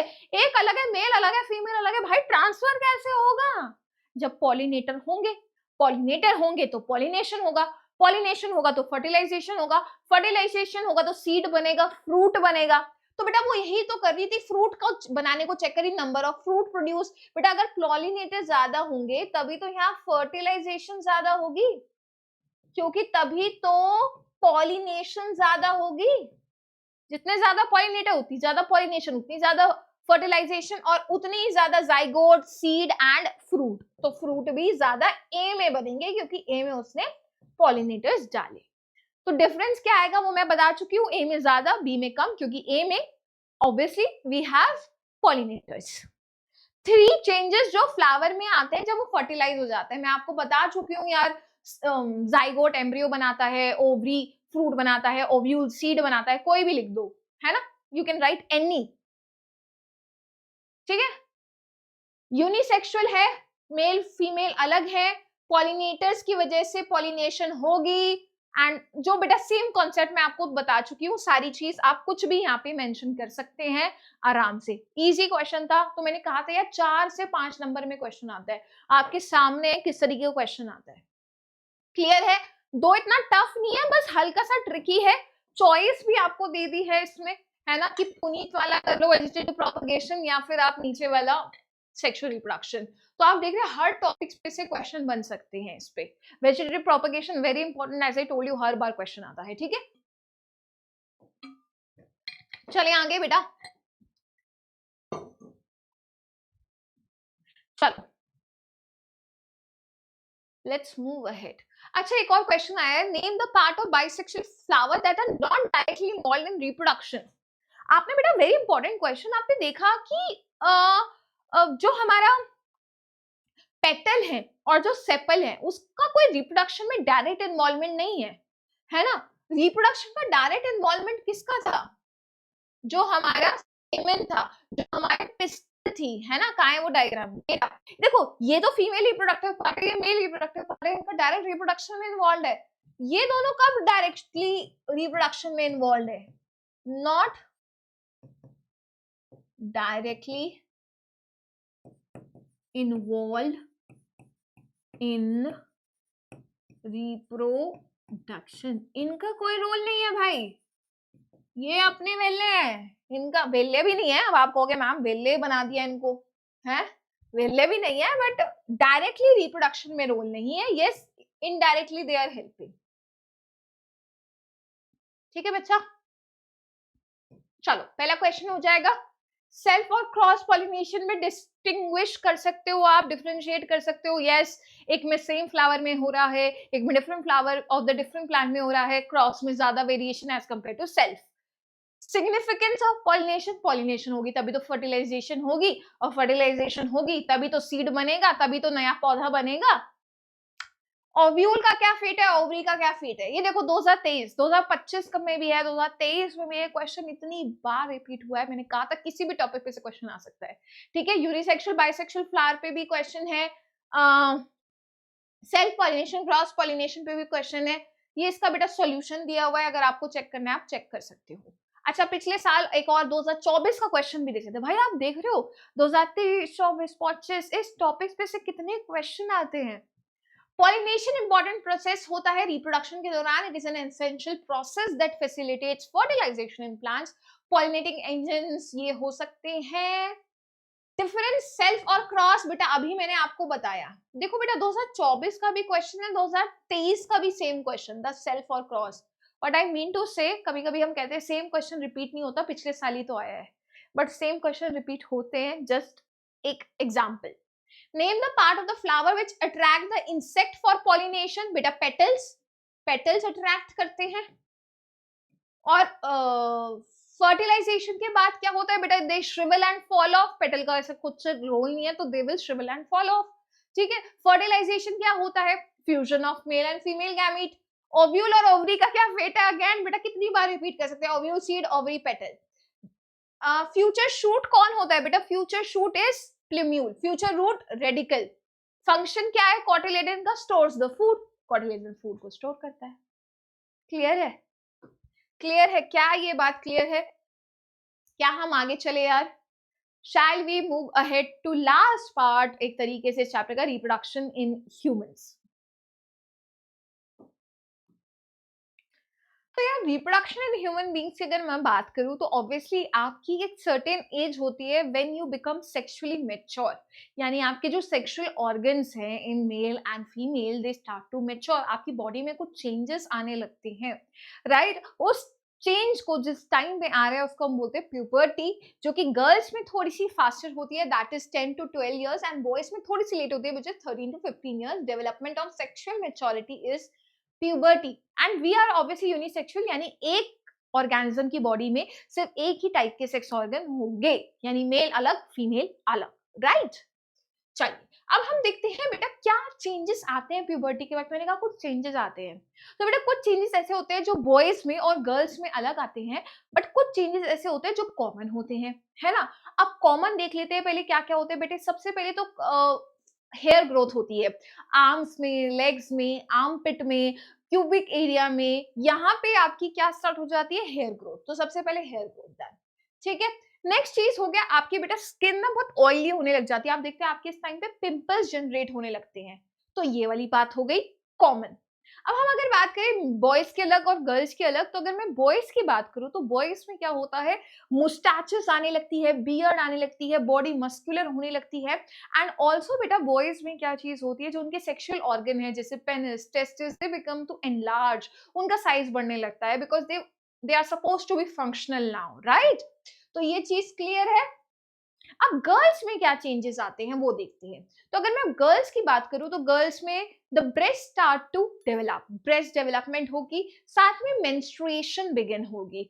ऑल्सो यार एक और चीज यहाँ मेंशन कर सकते हैं, वॉइस चेंज। वॉइस के आप अक्सर देखते हैं यहाँ पे इस तरीके से बाहर की तरफ कुछ आ जाता है जिसको हम बोलते हैं एडम्स एप्पल।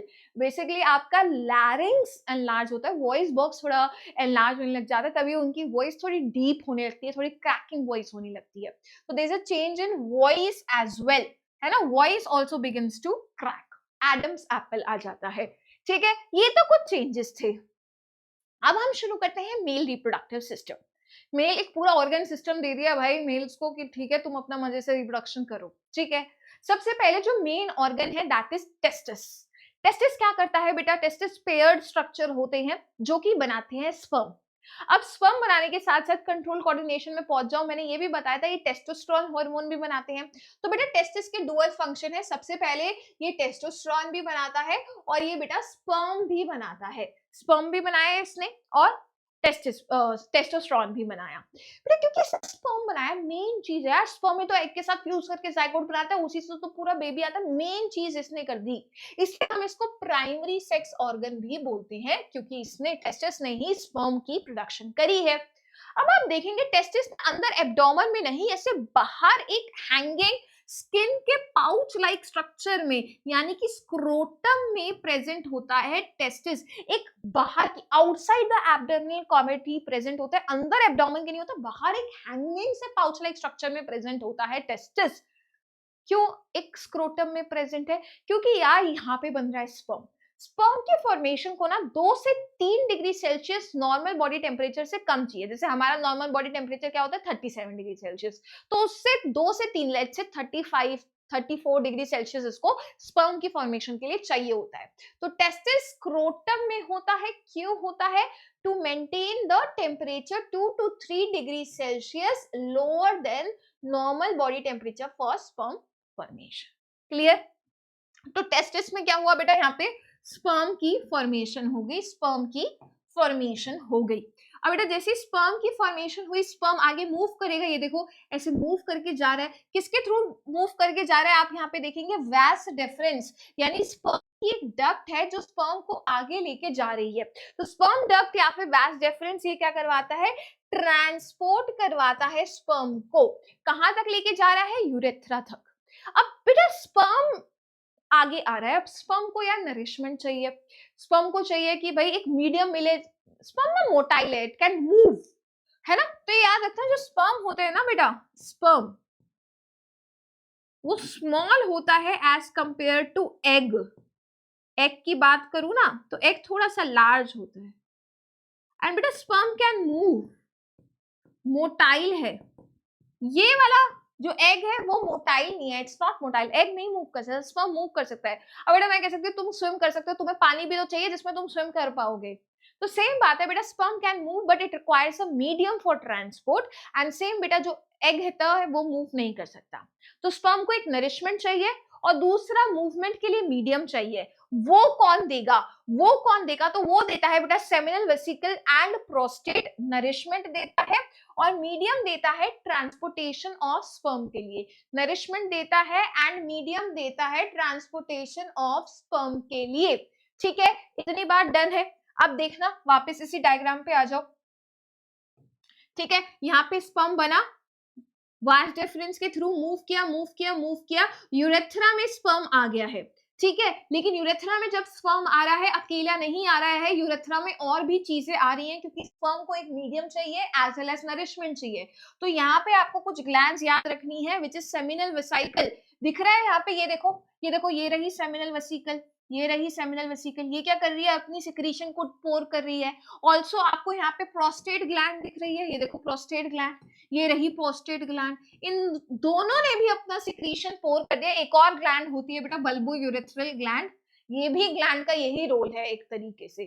ठीक है, this is involve is one of the gland जिनका यही काम होता है, बट एनसीईआरटी में इसका नाम एज सच मेंशन नहीं है तो मैं नहीं बोल रही हूँ ज्यादा। ठीक है, तो बेटा ये ग्लैंड्स भी यूरेथ्रा में अपना सिक्रीशन को पोर कर देती हैं ताकि स्पर्म को नूरिशमेंट मिले और स्पर्म को मीडियम मिले ट्रांसपोर्ट के लिए।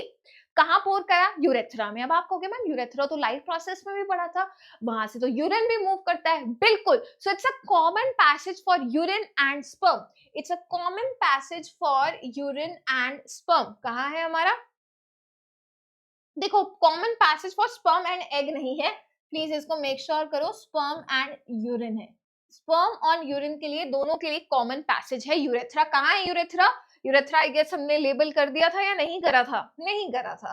ये देख लो, कर देते हैं लेबल। देखो ये आगे जा रहा है, ये पूरा ये यूरेथ्रा है, ये पूरी जो ट्यूब दिख रही है ना, देखो this is nothing but urethra, ये पूरा यूरेथ्रा ही है, यूरेथ्रा ही है ये, this is nothing but urethra.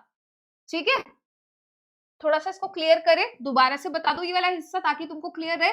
तो बेटा ये टेस्टिस है जिसने स्पर्म बनाया और टेस्टोस्टेरोन बनाया, प्राइमरी सेक्स ऑर्गन बोलते हैं। ये किस में प्रेजेंट है? पाउच में प्रेजेंट है जिसको बोलते हैं स्क्रोटम।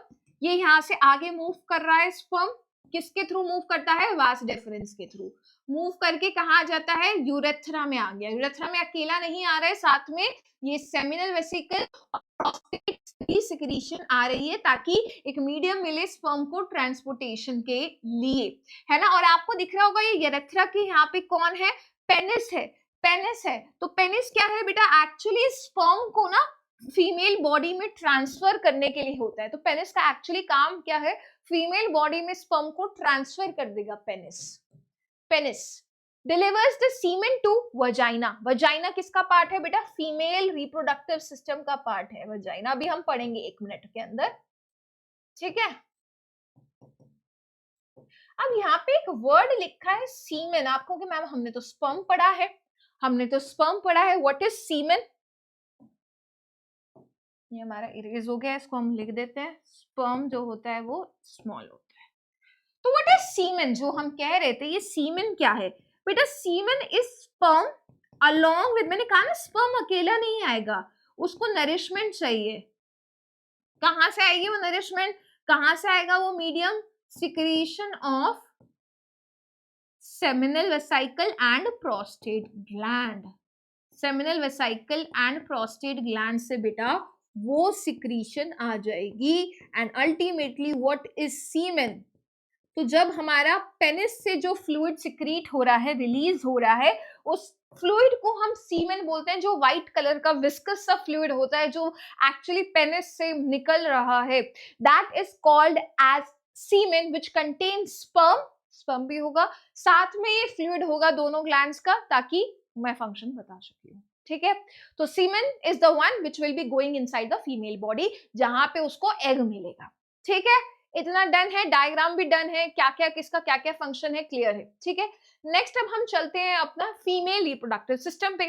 फीमेल के पास भी प्रॉपर रिप्रोडक्टिव सिस्टम है। यहाँ पे मेन कौन करता धरता है जहां से एग बनता है? That is ovary. ओवरी, ये रहा ओवरी, नंबर 1 ओवरी हो गया। ओवरी ने क्या बनाया बेटा? एग बनाया। ओवरी मेक्स द एग, और उस एग को कहां दे देती है बेटा? वो एक ट्यूब में डाल देती है। उस ट्यूब को बोलते हैं हम फैलोपियन ट्यूब या फिर ओविडक्ट। इधर आ जाओ, यहाँ पे भी मेंशन्ड है, देखो। तो ओवरी ने क्या बनाया है? एग बनाया बेटा। ये भी एग बनाती है, तो प्राइमरी सेक्स ऑर्गन हो गई। देखना यहाँ पे मेंशन्ड होगा ये चीज भी, है ना? नहीं लिखा है ये बात, तो हम लिखेंगे बेटा ये प्राइमरी सेक्स ऑर्गन है in female. Primary female sex organ, main organ है ये फीमेल्स का। क्यों? क्योंकि यहाँ पे क्या बन रहा है? एग बन रहा है। एग के साथ साथ ये क्या बनाती है बेटा? ईस्ट्रोजन भी बनाती है, जो हमने कंट्रोल एंड कोऑर्डिनेशन चैप्टर में पढ़ा था। अब यार क्या होता है, एग कब बनने शुरू होते हैं? तो जब गर्ल एक बॉर्न होती है, when the girl child is born, उसके पास ऑलरेडी बहुत सारे एग्स है। एग्स हैं लेकिन इमेच्योर हैं। एग्स हैं, जब वो बर्थ हुआ है गर्ल का, बहुत सारे एग्स है दोनों ओवरी में, लेकिन इमेच्योर है। तो मैच्योर कब होने शुरू होंगे? प्यूबर्टी के वक्त वो मैच्योर होने शुरू हो जाएंगे, यानी 10 से 12 उम्र की एज में वो मैच्योर होने शुरू हो जाएंगे। अब बेटा हर ओवरी में लेट्स से प्यूबर्टी है और ये फर्स्ट मंथ है, ठीक है। प्यूबर्टी हिट स्टार्ट हो चुकी है, 12 इयर्स लेट्स से हिट हो चुके हैं, प्यूबर्टी इज इनिशिएटेड। अब क्या होगा? एक ओवरी ने एक एग बनाया और उसको फलोपियन ट्यूब में रिलीज कर दिया। ऐसा नहीं है ये वाली ओवरी भी एक एग रिलीज कर देगी, नहीं। एक मंथ में सिर्फ एक ही ओवरी एक ही एग को फलोपियन ट्यूब में रिलीज कर रही है। लेट्स से नेक्स्ट मंथ में इस ओवरी ने एक एग रिलीज कर दिया, फिर उससे नेक्स्ट मंथ में एक और एग, फिर उससे नेक्स्ट मंथ में एक और, इस तरीके से। लेकिन अगर मैं बात करूं बेटा एक मंथ में एक ओवरी ही एक एग को रिलीज करती है, ठीक है। तो यही लिखा है when a girl is born ovaries already contain 1000 of eggs, but वो एग कैसे हैं? इमेच्योर है। जैसे प्यूबर्टी आती है वो एग मैच्योर होने लगेंगे। एक एग प्रोड्यूस होगा every month by one of the ovary, और वो कहाँ आ जाएगा बेटा? इस डक्ट में, जिसको हम बोलते हैं फलोपियन ट्यूब या फिर ओवी डक्ट। ये आ गया, ठीक है। एक ट्यूब स्ट्रक्चर है बेटा, दो है, दो ओवरी, दो ओविडक्ट, ठीक है। अब यहां से आ गया, अब यही वो जगह है जहां पे स्पर्म इसको मिलता है। अब देखना बेटा, ये फलोपियन ट्यूब है, पहले मैं पूरा बता देती हूँ। आपको दिख रहा है this is uterus, this is uterus. Uterus के एंड पे आपको दिख रहा है सर्विस, और बिल्कुल लास्ट वाला पार्ट आपको दिख रहा है वजाइना। इतने पार्ट्स क्लियर है? अभी बताऊंगी, हर एक का फंक्शन समझाऊंगी, ठीक है। तो ovary, Fallopian tube, this is uterus, this is cervix, this is vagina. मैंने बताया था पेनिस स्पर्म को कहां ट्रांसफर कर रहा है? वजाइना में। तो स्पर्म आएगा कहां पे? एक्चुअली वजाइना में ये स्पर्म आ गया। लेकिन स्पर्म को एग, ये देखो इसने एग रिलीज किया था, यहाँ पे मेरा एग है, ठीक है, अब स्पर्म को एग यहाँ मिलेगा, तो स्पर्म बेटा मैंने आपको बताया था मूव कर सकता है, it can move move move move move move करके वो कहाँ आ जाएगा, फलोपियन ट्यूब में आ जाएगा। और याद रखना फलोपियन ट्यूब में ही स्पर्म और एग का फ्यूजन होगा, यहीं पे जाइगोट बनेगा। तो देखना बेटा ये क्या कर रही है, ओवरी को यूट्रस से कनेक्ट करती है और यहाँ पे फर्टिलाइजेशन होती है, यानी कि जाइगोट फॉर्मेशन होती है, यहीं पे आपका जाइगोट बनके रेडी हो जाता है। तो अगर आपसे कोई पूछे what is the site of fertilization, that is fallopian tube. ठीक है बेटा, तो यहाँ पे था एग ओवरी में, जाइगोट बन गया बेटा फलोपियन ट्यूब में। अब बेटा जैसे जाइगोट बनता है, मैंने आपको बताया एक सेल से तुम्हें इतना लंबा पूरा मल्टी सेलुलर ऑर्गेनिज्म बनाना है, कैसे बनेगा, डिवीजन।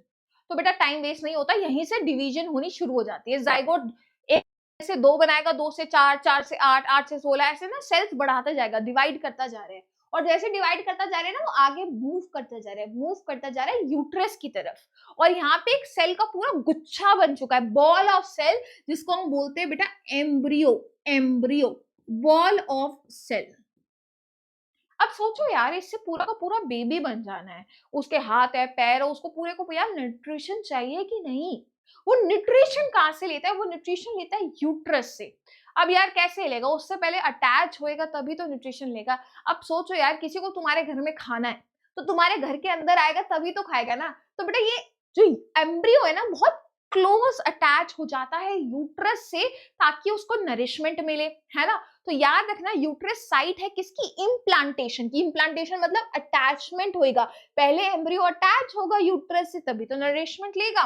सो बेटा याद रखना, it's the site of implantation, implantation की साइट है, यानी close attachment of embryo in the uterus. Also ये नरिशमेंट देगा एम्ब्रियो को। ठीक है, अब लेट्स से पूरा नरिशमेंट हो गया, पूरा फुल फ्लैश बेटा यहाँ पे बेबी बन चुका है, मस्त अपना बेबी बन के रेडी है। कितना टाइम लगेगा बेबी बनने में, 9 मंथ्स लगते हैं यार, 9 मंथ्स लगते हैं। 9 मंथ्स के बाद क्या होगा, बेबी का प्रेग्नेंट हो गई फीमेल, प्रेग्नेंट मतलब जिस ड्यूरेशन में बेबी मदर की बॉडी में ग्रो कर रहा है, दैट इज 9 मंथ, है ना। और अल्टीमेटली बेबी का क्या हो जाएगा, बर्थ। और वो बर्थ किसके होगा, सर्विक्स एंड वजाइना के थ्रू होगा बर्थ। ठीक है, तो यहाँ पे इधर आना बेटा, प्लीज देखना ये चीज को भी। तो बेटा बर्थ कैनाल कौन है, बर्थ कैनाल में दोनों चीज आ जाती है, सर्विक्स एंड वजाइना, क्योंकि दोनों के थ्रू ही बर्थ हो रहा है बेबी का, इसी के थ्रू बेबी बाहर आ रहा है। एंड ऑल्सो यहाँ पे सीमन भी आता है, वजाइना में मैंने आपको बताया था सीमन भी ट्रांसफर होता है। क्लियर है ये कॉन्सेप्ट, क्लियर है बेटा। डायग्राम पूछा जा सकता है, लेबल पूछा जा सकता है, लेबलिंग के ऊपर क्वेश्चन आ सकता है। क्लियर है कॉन्सेप्ट, ठीक है।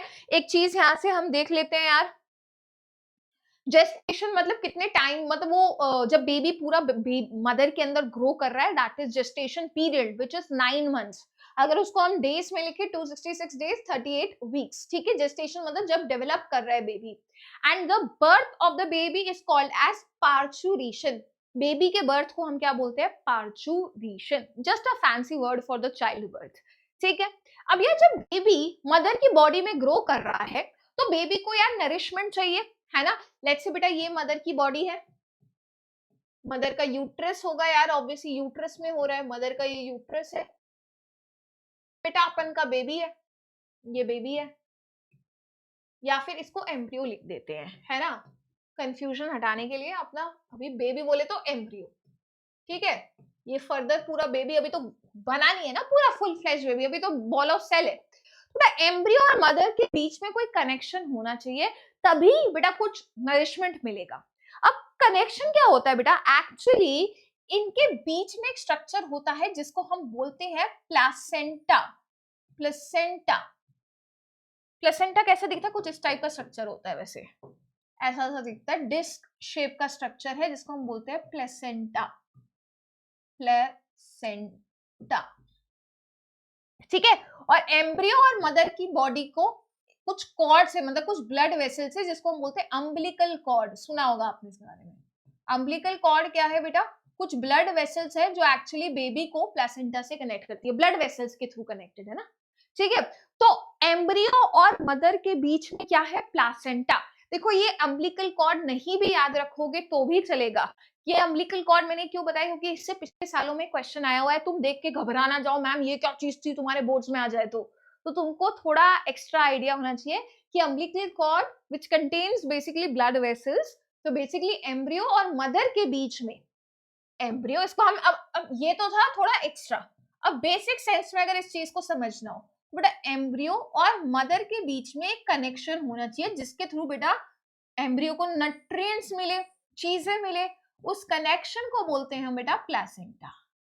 और मदर के किस पार्ट में बेटा, यूट्रस के पार्ट में एक कनेक्शन होता है, उस कनेक्शन को बोलते हैं प्लेसेंटा। प्लेसेंटा एक्चुअली क्या है, एक डिस्क शेप का स्ट्रक्चर है, ठीक है। अब बेटा आप देखोगे प्लेसेंटा का काम क्या है, बेटा एम्ब्रियो को क्या चाहिए, एम्ब्रियो को ग्रोथ के लिए मैम ऑक्सीजन चाहिए, मैम न्यूट्रिएंट्स चाहिए जैसे कि ग्लूकोज चाहिए, जैसे कि अमाइनो एसिड चाहिए, तो मदर से एम्ब्रियो में प्लेसेंटा ये देता है। और बेटा एम्ब्रियो कुछ वेस्ट भी तो बनाएगा, तो वेस्ट मदर को दे देगा ताकि मदर इसको एलिमिनेट कर पाए। तो प्लेसेंटा का क्या काम है बेटा, मदर से बेबी में ऑक्सीजन देना, न्यूट्रिएंट्स देना जैसे glucose, amino acid, and embryo से बेबी में, एम्ब्रियो से मदर में वेस्ट का जाना। तो फंक्शन क्लियर है, न्यूट्रिएंट्स, ऑक्सीजन, न्यूट्रिएंट्स बोले तो बेटा ग्लूकोज, अमाइनो एसिड्स वो मदर से बेबी में जाएंगे और वेस्ट CO2 मूव करेगा एम्ब्रियो से मदर में। क्लियर बात है, फंक्शन क्लियर है। अब जब हम पूछा जाता है एक बोर्ड एग्जाम में कि भाई ये क्या है, तो क्या है, तो क्लियर है भाई, डिश शेप स्ट्रक्चर है, मदर और बेबी के बीच में है ना, डिश शेप स्ट्रक्चर है, मदर और बेबी के बीच में। अब इससे स्ट्रक्चर पूछा जाता है, स्ट्रक्चर कैसा दिखता है, स्ट्रक्चर कैसा दिखता है, तो अगर हम इसको देखें, तो बेटा बेबी के साइड में ना, यहाँ पे ना इस तरीके से विलाई होते हैं, याद है जैसे आपने पढ़ा था अपने लाइफ प्रोसेस चैप्टर में, लाइफ प्रोसेस चैप्टर में दिख रहा है विलाई दिख रहे हैं यहाँ पे, तो बेटा बेबी के साइड पे क्या होता है, विलाई होते हैं, फिंगर लाइक प्रोजेक्शन होता है। बेटा कभी भी विलाई हो, आंख बंद करके याद रखना है, इसका फंक्शन क्या होता है, सरफेस एरिया बढ़ाना। जितना ज्यादा सरफेस एरिया उतना ज्यादा इन चीजों का एक्सचेंज तुम चाहते हो ना, ज्यादा ज्यादा एक्सचेंज, जो बेबी को कोई कमी ना पड़े, न्यूट्रिएंट्स की कोई कमी ना पड़े, ऑक्सीजन की। इसलिए बेटा बेबी के साइड पे क्या होता है, एम्ब्रियो के साइड पे विलाई होते हैं, ताकि क्यों, जितना ज्यादा सरफेस एरिया होगा उतनी चीजों का एक्सचेंज होगा और उतना ज्यादा ग्रोथ होगी, ठीक है। नेक्स्ट चीज, मदर की साइड पे क्या होता है, कुछ ब्लड के स्पेसेस होते हैं, ऐसे स्पेसेस होते हैं which are filled with blood, blood cavities basically, है ना, कुछ स्पेसेस होते हैं which are filled with blood, बस इतना। तो सिंपल प्लेसेंटा रिपीट करियो, प्लेसेंटा कहाँ है, मदर और बेबी के बीच में एक स्पेशल स्ट्रक्चर है, डिश शेप का स्ट्रक्चर है, जो कि क्या करता है, मदर से बेबी तक लेके जाता है न्यूट्रिएंट्स को, ऑक्सीजन को, अच्छी चीजों को, और बेकार चीजें बेबी से मदर में ले जाता है जैसे कि वेस्ट एंड CO2, ठीक है। अगर मैं बात करूं स्ट्रक्चर की, तो विलाय होते हैं बेबी के साइड पे ताकि सरफेस एरिया बढ़े और एक्सचेंज हो, और मदर की साइड पे ब्लड स्पेसेस होते हैं, ठीक है यार, ये हम कर चुके हैं। एक इंपॉर्टेंट टॉपिक आता है कि अगर फर्टिलाइजेशन नहीं हुई, यार ये सब तो हमने देख लिया कि ठीक है फर्टिलाइजेशन हो गई तो एम्ब्रियो बनेगा, प्लासेंटा बनेगा, पूरा बेबी ग्रो होगा, 9 मंथ्स के लिए ग्रो होगा, फिर फाइनली बर्थ हो जाएगा। व्हाट इफ फर्टिलाइजेशन ही नहीं हुई? अब सोचो यार, तुमने ना अपने घर में ना पूरी तैयारी करी है कि तुम्हारे घर पे ना गेस्ट आने वाले हैं, है ना, तुमने उसके लिए क्या किया, नई चादर बिछाई है कि भाई गेस्ट आ रहे हैं, ऐसे थोड़ी यार सुंदर सा होना चाहिए, नई नई चादर बिछाई है, नए कुशन कवर्स लगाए हैं, घर में परफ्यूम वर्फ्यूम लगा दिया, मस्त खाना वाना रेडी कर दिया। सेम बेटा यूट्रस भी, सोचो बेबी आ रहा है, उसको न्यूट्रिएंट्स देने हैं, तो यूट्रस भी कुछ तैयारी करता होगा ना, यूट्रस मोटा हो जाता है, थिक हो जाता है, स्पंजी हो जाता है, ब्लड वेसल से भरपूर हो जाता है। भाई न्यूट्रिएंट्स कहाँ से मिलेंगे, ब्लड के थ्रू तो ट्रैवल करते हैं ना न्यूट्रिएंट्स, वहीं से तो पहुंचा सकते हो, और कैसे पहुंचाओगे। तो भाई यूट्रस हो जाता है मस्त thick spongy, richly supplied with blood vessel, ठीक है, मस्त हो गया। अब सोचो तुम्हें खबर मिले भाई गेस्ट तो आ ही नहीं रहे, गेस्ट तो आ ही नहीं रहे, तो तुम क्या करोगे, अब यार ये अपनी अच्छी चादर को हम वेस्ट करेंगे क्या, हटाओ अपनी पुरानी चादर लगाओ, हटाओ इस खाने को। तो सेम बेटा सोचो, यूट्रस इतना मोटा हुआ, इतना थिक हुआ, इतना स्पॉन्जी हुआ कि भाई बेबी को मैं दूंगा, फर्टिलाइजेशन ही नहीं है तो बेबी नहीं है, तो क्या इस तैयारी की कोई नीड है, अब नहीं है। तो बेटा ये जो लाइनिंग है, जो ब्लड वेसल्स इतना मोटा हुआ, तो ब्लड वेसल रप्चर करते हैं और वो पूरा ब्लड बाहर आ जाता है वजाइना से, इसी को हम बोलते हैं मेंस्ट्रुएशन। तो बेटा हर महीने एग रिलीज होता है, हर महीने चांसेस है बेबी आने के, इसलिए हर महीने मेंस्ट्रुएशन होता है। ऐसा तो होगा नहीं हर महीने बेबी होगा, नहीं होगा, तो बेटा हर महीने मेंस्ट्रुएशन आती है, they are repeated every like 28 days, after every 28 days, ठीक है। और ये ब्लीडिंग कितने दिनों के लिए रहती है? 2 से 7 दिनों के लिए, ठीक है। चलो देखते हैं, बहुत इंपॉर्टेंट टॉपिक है यार, इस टॉपिक पे से कितनी बार क्वेश्चन आते हैं मैं नहीं बता सकती, वेरी वेरी इंपॉर्टेंट टॉपिक, ठीक है। अगर एग फर्टिलाइज नहीं होता तो 1 दिन के लिए रहता है। ओवरी बेटा 1 महीने में एक एग रिलीज करती है, तो हर महीने यूट्रस तैयारी करता है, किसके लिए तैयारी करता है? बेबी के लिए, है ना। उसके लिए क्या करता है? मोटा होता है, थिक होता है, स्पंजी होता है, ताकि नरिशमेंट दे पाए बेबी को। अगर बेटा फर्टिलाइजेशन हो गई, oh sorry, fertilisation had taken place, बेटा if fertilization not take place, not कर दो इसको, अगर नहीं हुई है, अगर नहीं हुई है तो इस लाइनिंग की कोई जरूरत नहीं है, तो ये लाइनिंग ब्रेक होगी, टूटेगी और वजाइना से ब्लड की फॉर्म में बाहर आ जाएगी। ये बेटा हर महीने होती है साइकिल, इसलिए इसको मेंस्ट्रुएशन बोलते हैं, and it last for 2 to 7 days, ठीक है। क्लियर है? मेंस्ट्रुएशन क्लियर है? तो ऑब्वियसली जब प्रेगनेंसी हो रही होगी तब मेंस्ट्रुएशन नहीं होगा, ऑब्वियस सी बात है ये, ठीक है। तब तो बेबी है, उस लाइनिंग की जरूरत है। Last topic of this chapter, बिल्कुल एंड पे आ गए यार अब तो हम, रिप्रोडक्टिव हेल्थ। या देखिए, ये एक हेल्दी पर्सन है और ये इसका दोस्त है भाई, ये इन्फेक्टेड पर्सन है। तो जब बेटा इन्फेक्टेड मतलब इसको लेट से कोई बीमारी है, अगर वो बीमारी इससे इसमें ट्रांसफर हो जाती है during sexual contact, sexual contact के थ्रू बेटा कोई बीमारी ट्रांसफर हो रही है, तो उस बीमारी को बोलते हैं एसटीडी, सेक्सुअली ट्रांसमिटेड डिजीज। ऐसी डिजीज जो ट्रांसमिट हो रही है सेक्सुअल कांटेक्ट की वजह से, सेक्सुअली ट्रांसमिट डिजीज, इसमें आपका जो रिप्रोडक्टिव ट्रैक्ट है उसमें इंफेक्शन हो जाता है, इसलिए रिप्रोडक्टिव ट्रैक्ट इंफेक्शन भी बोलते हैं। तो disease is transmitted from infected person to normal person during sexual contact. अब बेटे करता कौन है? या तो बैक्टीरिया करेगा या वायरस करेगा। बैक्टीरिया से होने वाली एसटीडी के एग्जांपल है गोनोरिया एंड सिफिलिस, और वायरस से होने वाली के एग्जांपल है हर्पीज, वॉट्स एंड एड्स। भाई एड्स की फुल फॉर्म तो सबको आनी ही चाहिए, एक्वायर्ड इम्यूनो डेफिशिएंसी सिंड्रोम, ठीक है यार। ये था पूरा एसटीडी का concept, simple easy PC. Example पे क्वेश्चन आ सकते हैं, बैक्टीरिया से कौन सी हो रही है, वायरस से कौन सी हो रही है, इस पे भी क्वेश्चन आ सकते हैं, ठीक है। चलो, कॉन्ट्रासेप्टिव मेथड्स। अब लेट्स से बेटा कोई कपल है और उनको बेबी अभी फिलहाल के लिए नहीं चाहिए, या फिर हो सकता है उन्हें बेबी कभी भी नहीं चाहिए, तो बेसिकली उनको प्रेगनेंसी नहीं चाहिए, right. So this contraceptive method is a method basically to prevent pregnancy, pregnancy नहीं चाहते, बेबी नहीं चाहते हैं, ठीक है। So unwanted birth, unwanted pregnancy को रोकने के तरीके को हम बोलते हैं कॉन्ट्रासेप्टिव मेथड। अब बेटा इसका फायदा क्या है कि अनवांटेड प्रेगनेंसी नहीं होगी, है ना, prevents unwanted pregnancy, number 1। Second बेटा ऑब्वियसली पॉपुलेशन ग्रोथ हो रही है, बच्चा ऐसा नहीं है कि एक कपल है कम से कम 10 बच्चे पैदा कर दिए उसने, नहीं, तो पॉपुलेशन भी कंट्रोल हो रहा है, क्योंकि आप जानते हैं पॉपुलेशन आज की डेट में कितना बढ़ रहा है, ठीक है। तीसरी बात यार, कुछ कुछ मेथड्स ऐसे होते हैं जो एसटीडी से भी प्रिवेंट करते हैं, प्रिवेंट सेक्सुअली ट्रांसमिटेड डिजीजेस, ठीक है, prevention of STDs as well. अब यार हो सकता है किसी किसी केस में मदर प्रेग्नेंट है लेकिन मदर रेडी नहीं है, शी इज मतलब वो इतनी फाइनेंशियली में भी उनके पास इतना पैसा नहीं है, हो सकता है mentally she is not ready, हो सकता है physically she is not ready, अभी उसकी बहुत यंग एज है, let's say she is only 18 years of age, वो हैंडल ही नहीं कर सकती है बेबी को, ना फिजिकली ना मेंटली, मे बी इकोनॉमिकली पैसा भी नहीं है। ऑब्वियसली बच्चा आता है भाई, एजुकेशन तुम चाहते नहीं हो मैम हम तो एसी में पढ़ेंगे, मैम हमें तो ये पेन चाहिए, ये वाले कपड़े चाहिए। A child does not come alone, वो बहुत ज्यादा अपने भाई खर्चे पानी लेके आता है, तो you should be economically stable also, है ना। तो इकोनॉमिक बेनिफिट्स भी है, मदर की हेल्थ के लिए भी बढ़िया चीज है ये। तो ऑब्वियसली कॉन्ट्रासेप्टिव मेथड के बहुत सारे एडवांटेज है। अब हम टाइप्स देखेंगे, ठीक है। Now we will look into the types, ठीक है। टाइप्स पे आ जाते हैं। तो अब ये टाइप्स, एक होता है टेम्परेरी मेथड, एक होता है परमानेंट मेथड। पहले हम टेम्परेरी, ट ट क्या हो गया आसमाम को, ये तुम्हारे साथ होते है क्या कभी?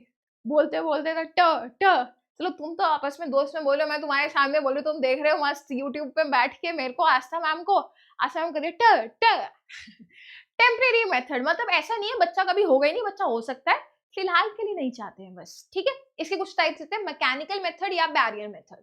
अब यहाँ पे क्या होता है, लेट्स से बेटा ये पेनिस है, तो पेनिस के ऊपर एक कवरिंग वियर कर लेते हैं और उस कवरिंग को बोलते हैं बेटा हम, कवरिंग को बोलते हैं कॉन्डम, ठीक है। तो लेट्स से बेटा पेनिस से क्या रिलीज होता है, मैंने बताया था पेनिस रिलीज करता है सीमन, जिसमें क्या होता है, स्पर्म होता है। तो अगर स्पर्म बेटा रिलीज भी हुआ ना, वो सारा ना कलेक्ट हो जाएगा कॉन्डम में, वो ऐसे कॉन्डम में स्पर्म कलेक्ट हो जाएगा, वो फीमेल की कांटेक्ट में ही नहीं आएगा, यानी जो स्पर्म है वो एग के पास पहुंचेगा ही नहीं, वो तो इस कॉन्डम में ही रह गया ना, वो तो पहुंच ही नहीं पाया एग तक। स्पर्म और एग कभी मिलेंगे नहीं तो फर्टिलाइजेशन नहीं होगी, फर्टिलाइजेशन नहीं होगी तो बेबी नहीं होगा, यही तो हम चाहते थे। तो बेटा एक तरीके से बैरियर लगा दिए स्पर्म और एग के बीच में, मेल और फीमेल के बीच में। तो याद रखना ये मेथड ना सिर्फ बेटा प्रेगनेंसी को रोकता है, एसटीडी को भी रोकता है ना। यहाँ पे लिख दो प्रिवेंट, अगर आपसे पूछा जाए कौन सा मेथड है prevent STD as well as unwanted pregnancy, दोनों चीजों को रोकता है बेटा ये, क्योंकि कांटेक्ट ही नहीं हो पाया ना, मेल और फीमेल बॉडी में कांटेक्ट ही नहीं हो पाया, क्योंकि बीच में तो एक बैरियर आ गया, कॉन्डम आ गया। तो बेटा ये तो मेल्स के लिए था, फीमेल्स के लिए भी फेमिडॉम्स अवेलेबल है, फीमेल कॉन्डम्स भी अवेलेबल है, ये तो मेल के लिए था फॉर मेल। अगर हम बात करें फीमेल के लिए, तो फीमेल के लिए भी कॉन्डम्स अवेलेबल है, जिसको हम बोलते हैं फेमिडॉम, जो कि वजाइना के ऊपर वियर किया जाता है, ठीक है यार, क्लियर बात है।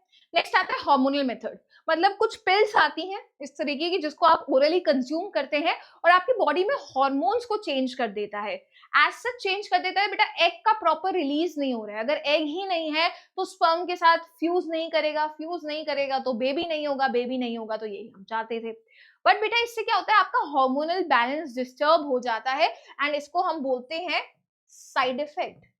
It can cause side effect कि भाई आपका हार्मोनल बैलेंस थोड़ा सा डिस्टर्ब हो सकता है, तो हार्मोनल बैलेंस को चेंज कर रहा है, डिस्टर्ब हो जाएगा, डिस्टर्ब्ड। ओरली आप ले रहे हैं, है ना, एग ही रिलीज नहीं होगा तो फर्टिलाइजेशन नहीं होगी। नेक्स्ट आता है इंट्रा यूटेराइन डिवाइसेस, जिसको हम आईयूडी भी बोलते हैं। देखो नाम से समझ आ रहा है इंट्रा यूटेराइन, ऐसी डिवाइस जो यूट्रस के अंदर है। तो आपने इसमें अक्सर इसका एग्जांपल है कॉपर टी, टी शेप का स्ट्रक्चर है इसलिए टी, और कॉपर की वायर उस पर लिपटी होती है इसलिए कॉपर, है ना, कॉपर टी और लूप एग्जांपल है इसका, ठीक है। इसमें क्या होता है बेटा, एक टी टाइप का स्ट्रक्चर है, डिवाइस है, जिसको आप यूट्रस में प्लेस कर देते हैं। ऑब्वियसली डॉक्टर्स करेंगे या नर्सेस से करवाते हैं काम, खुद नहीं करते हैं, तो डॉक्टर्स और नर्सेस की हेल्प से आपने यहाँ पे करा, and it helps also to prevent pregnancy, not STD. STD से सिर्फ कॉन्डम से, सिर्फ मैकेनिकल मेथड है, not these do not STD. यहाँ पे कॉन्टैक्ट होगा मेल एंड फीमेल का, तभी ट्रांसफर हो जाएगा बीमारी, राइट, एसटीडी ट्रांसफर हो सकता है, यहाँ पे ऐसा नहीं है। अब आईयूडी क्या है, डिवाइस है, यूट्रस है, लेकिन बेटा इरिटेशन हो सकती है यूट्रस में, that is a side effect, it can lead to irritation in the uterus. क्या हमें मैम साइड इफेक्ट याद रखने हैं? यस, इस पे भी क्वेश्चन आते हैं, ठीक है। ये तीनों मेथड बेटा टेम्परेरी मेथड है, स्पेसिंग मेथड है, टेम्परेरी है, परमानेंट नहीं है। परमानेंट मेथड क्या है, कभी बच्चा चाहिए ही नहीं, तो मेल्स में भी हो सकता है, फीमेल में भी हो सकता है। तो मेल के लिए क्या है, वैसेक्टोमी, वैस मतलब वैस डिफरेंस, एक्टोमी मतलब कट, देखना। तो हमने क्या किया बेटा, यहाँ पे जो वैस डिफरेंस थी ना, इसको कट करके ऐसे टाई कर दिया, दिख रहा है, वैस डिफरेंस को ही कट कर दिया बेटा। स्पर्म तो बना, ऐसा नहीं है स्पर्म के बनने को रोक दिया, स्पर्म बन रहा है, जा रहा है जा रहा है जा रहा है जा रहा है, रुक गया, आगे उसके पास जाने को ही नहीं है, तो स्पर्म कभी पहुंचेगा ही नहीं एग के पास, यहाँ की फर्टिलाइजेशन नहीं होगा, बेबी नहीं होगा। तो परमानेंट मेथड है भाई, एक बार हो गया कट कुट तो फिर तो दोबारा नहीं हील हो सकता ना, ऐसा नहीं आपस में चिपक जाएंगे, नहीं होगा। तो इरिवर्सिबल मेथड है। वैसेक्टोमी मेल्स के लिए, ट्यूबेक्टोमी फीमेल के, ट्यूब मतलब फलोपियन ट्यूब, एक्टोमी मतलब उसको कट कर रहे हैं। तो यहाँ पे हमने फलोपियन ट्यूब को कट कर दिया। लेट्स से एग ओवरी ने बनाया, उसको फलोपियन ट्यूब में रिलीज कर दिया, यहाँ से स्पर्म वजाइना से भागते भागते भागते आएगा, लेकिन मिलेगा कहाँ? तो कट है, रास्ता ही नहीं आगे जाने का, तो स्पर्म एग नहीं मिलेगा, फर्टिलाइजेशन नहीं होगा, बेबी नहीं होगा। ठीक है, चलो।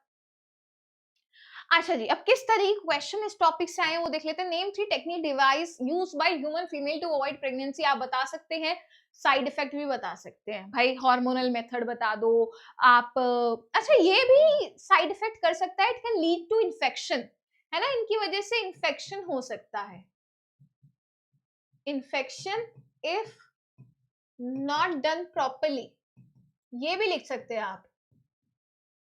तो बेटा मैंने आपको इतने सारे मेथड बताए हैं, कॉन्ट्रासेप्टिव मेथड आप कोई सा भी इसमें मेंशन कर सकते हैं और साइड इफेक्ट लिख सकते हैं।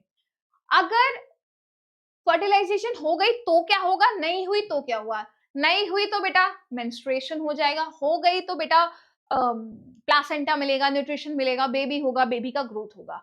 अब ये बेटा एक आधा नंबर में नहीं आता, ये 5 नंबर में टॉपिक आता है अक्सर, है ना। 5 मार्क्स का चैप्टर मैंने तुम्हें बताया है, सीधा 5 नंबर में देंगे, 2 लाइनें नहीं लिखनी है, पूरा जो मैंने तुम्हें एक्सप्लेन किया वो आपको एक्सप्लेन करना होगा, यूट्रस, प्लासेंटा, हर चीज बतानी होगी। नई फर्टिलाइजेशन हुई तो भी बताना होगा, रिचली सप्लाइड था बट उसकी नीड नहीं है तो वो ब्रेक होगा, ब्रेक होगा तो वजाइना से बाहर, वो पूरा कॉन्सेप्ट लिखना है, ठीक है, तभी नंबर मिलेंगे।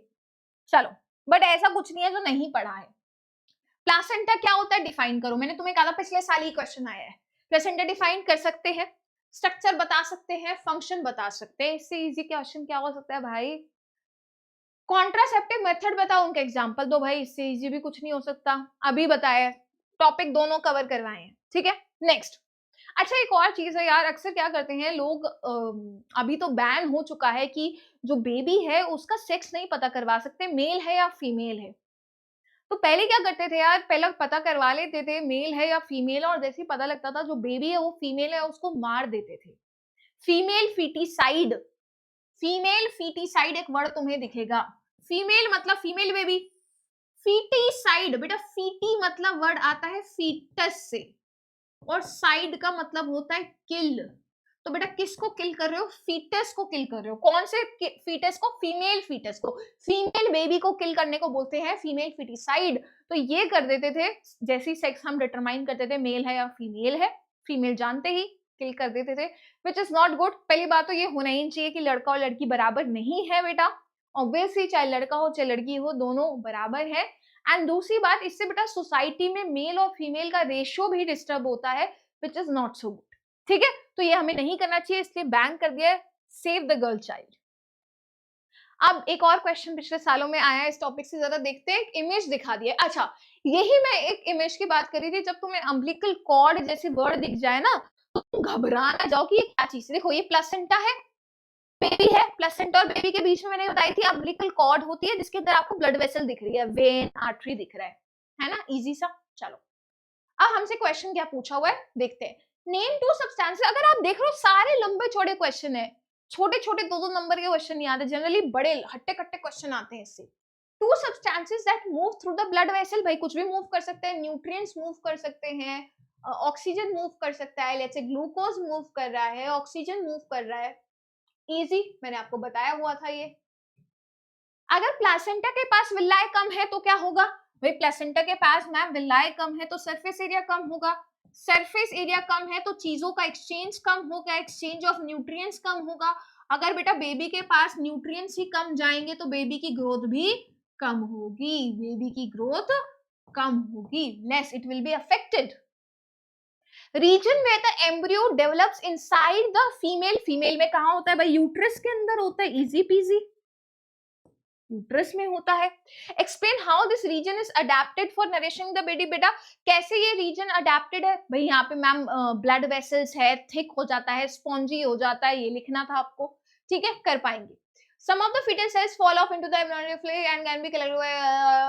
अच्छा तुम्हें लग रहा होगा मैम ये क्या हो गया, ये तो आपने बताया ही नहीं। जहां now what I wanted to tell you कि कभी कभी आपको ऐसी चीजें मिलेंगी जो आपको बिल्कुल पल्ले नहीं पड़ेगी, आपको क्या करना है, उनको स्किप करना है बिना परेशान होते हुए, बिल्कुल स्वैग मोड में ऑन रहना है, इसको सोचना है अच्छा I do not know this line, let's skip it for now. आगे देखते हैं, क्योंकि इस पे क्वेश्चन नहीं लिखा है, ये बेटा एग्जामिनर की ट्रिक होती है आपको कंफ्यूज करने के लिए, क्वेश्चन को डिफिकल्ट दिखाने के लिए, एक्चुअल क्वेश्चन डिफिकल्ट नहीं है, आगे नेक्स्ट लाइन पढ़ो। What is the sex of the foetus? अब ये क्या करे, इसको जेनेटिक्स से जोड़ दिया गया है। बोला गया है एक्स वाई क्रोमोसोम है, तो सेक्स क्या होगा बेटा? अभी बता देती हूँ, दो जेनेटिक्स चैप्टर जो मैं पढ़ाऊंगी पूरा बताऊंगी, हेरिडिटी चैप्टर जो मैं पढ़ाऊंगी बताऊंगी। तो एक्स वाई यानी कि मेल के लिए यूज होता है, एक्स एक्स फीमेल के लिए यूज होता है। तो अगर एक्स वाई है तो हम यहाँ पे लिखेंगे मेल। तो बेटा आप देख रहे हैं पिछले साल में किस तरीके से दो चैप्टर मिला क्वेश्चन दे दिया, इस लाइन की कोई जरूरत ही नहीं थी, हमें सिर्फ एक्स वाई देखना है, हमें आंसर लिख देना है। प्री नेटल सेक्स डिटर्मिनेशन को क्यों मिसयूज करते हैं? Pre natal, natal means birth, pre मतलब पहले, बर्थ से पहले सेक्स डिटरमाइन करके कैसे मिसयूज करेंगे भाई? फीमेल को मार देंगे, फीमेल फीटिसाइड, आपको मैंने ये भी समझाया।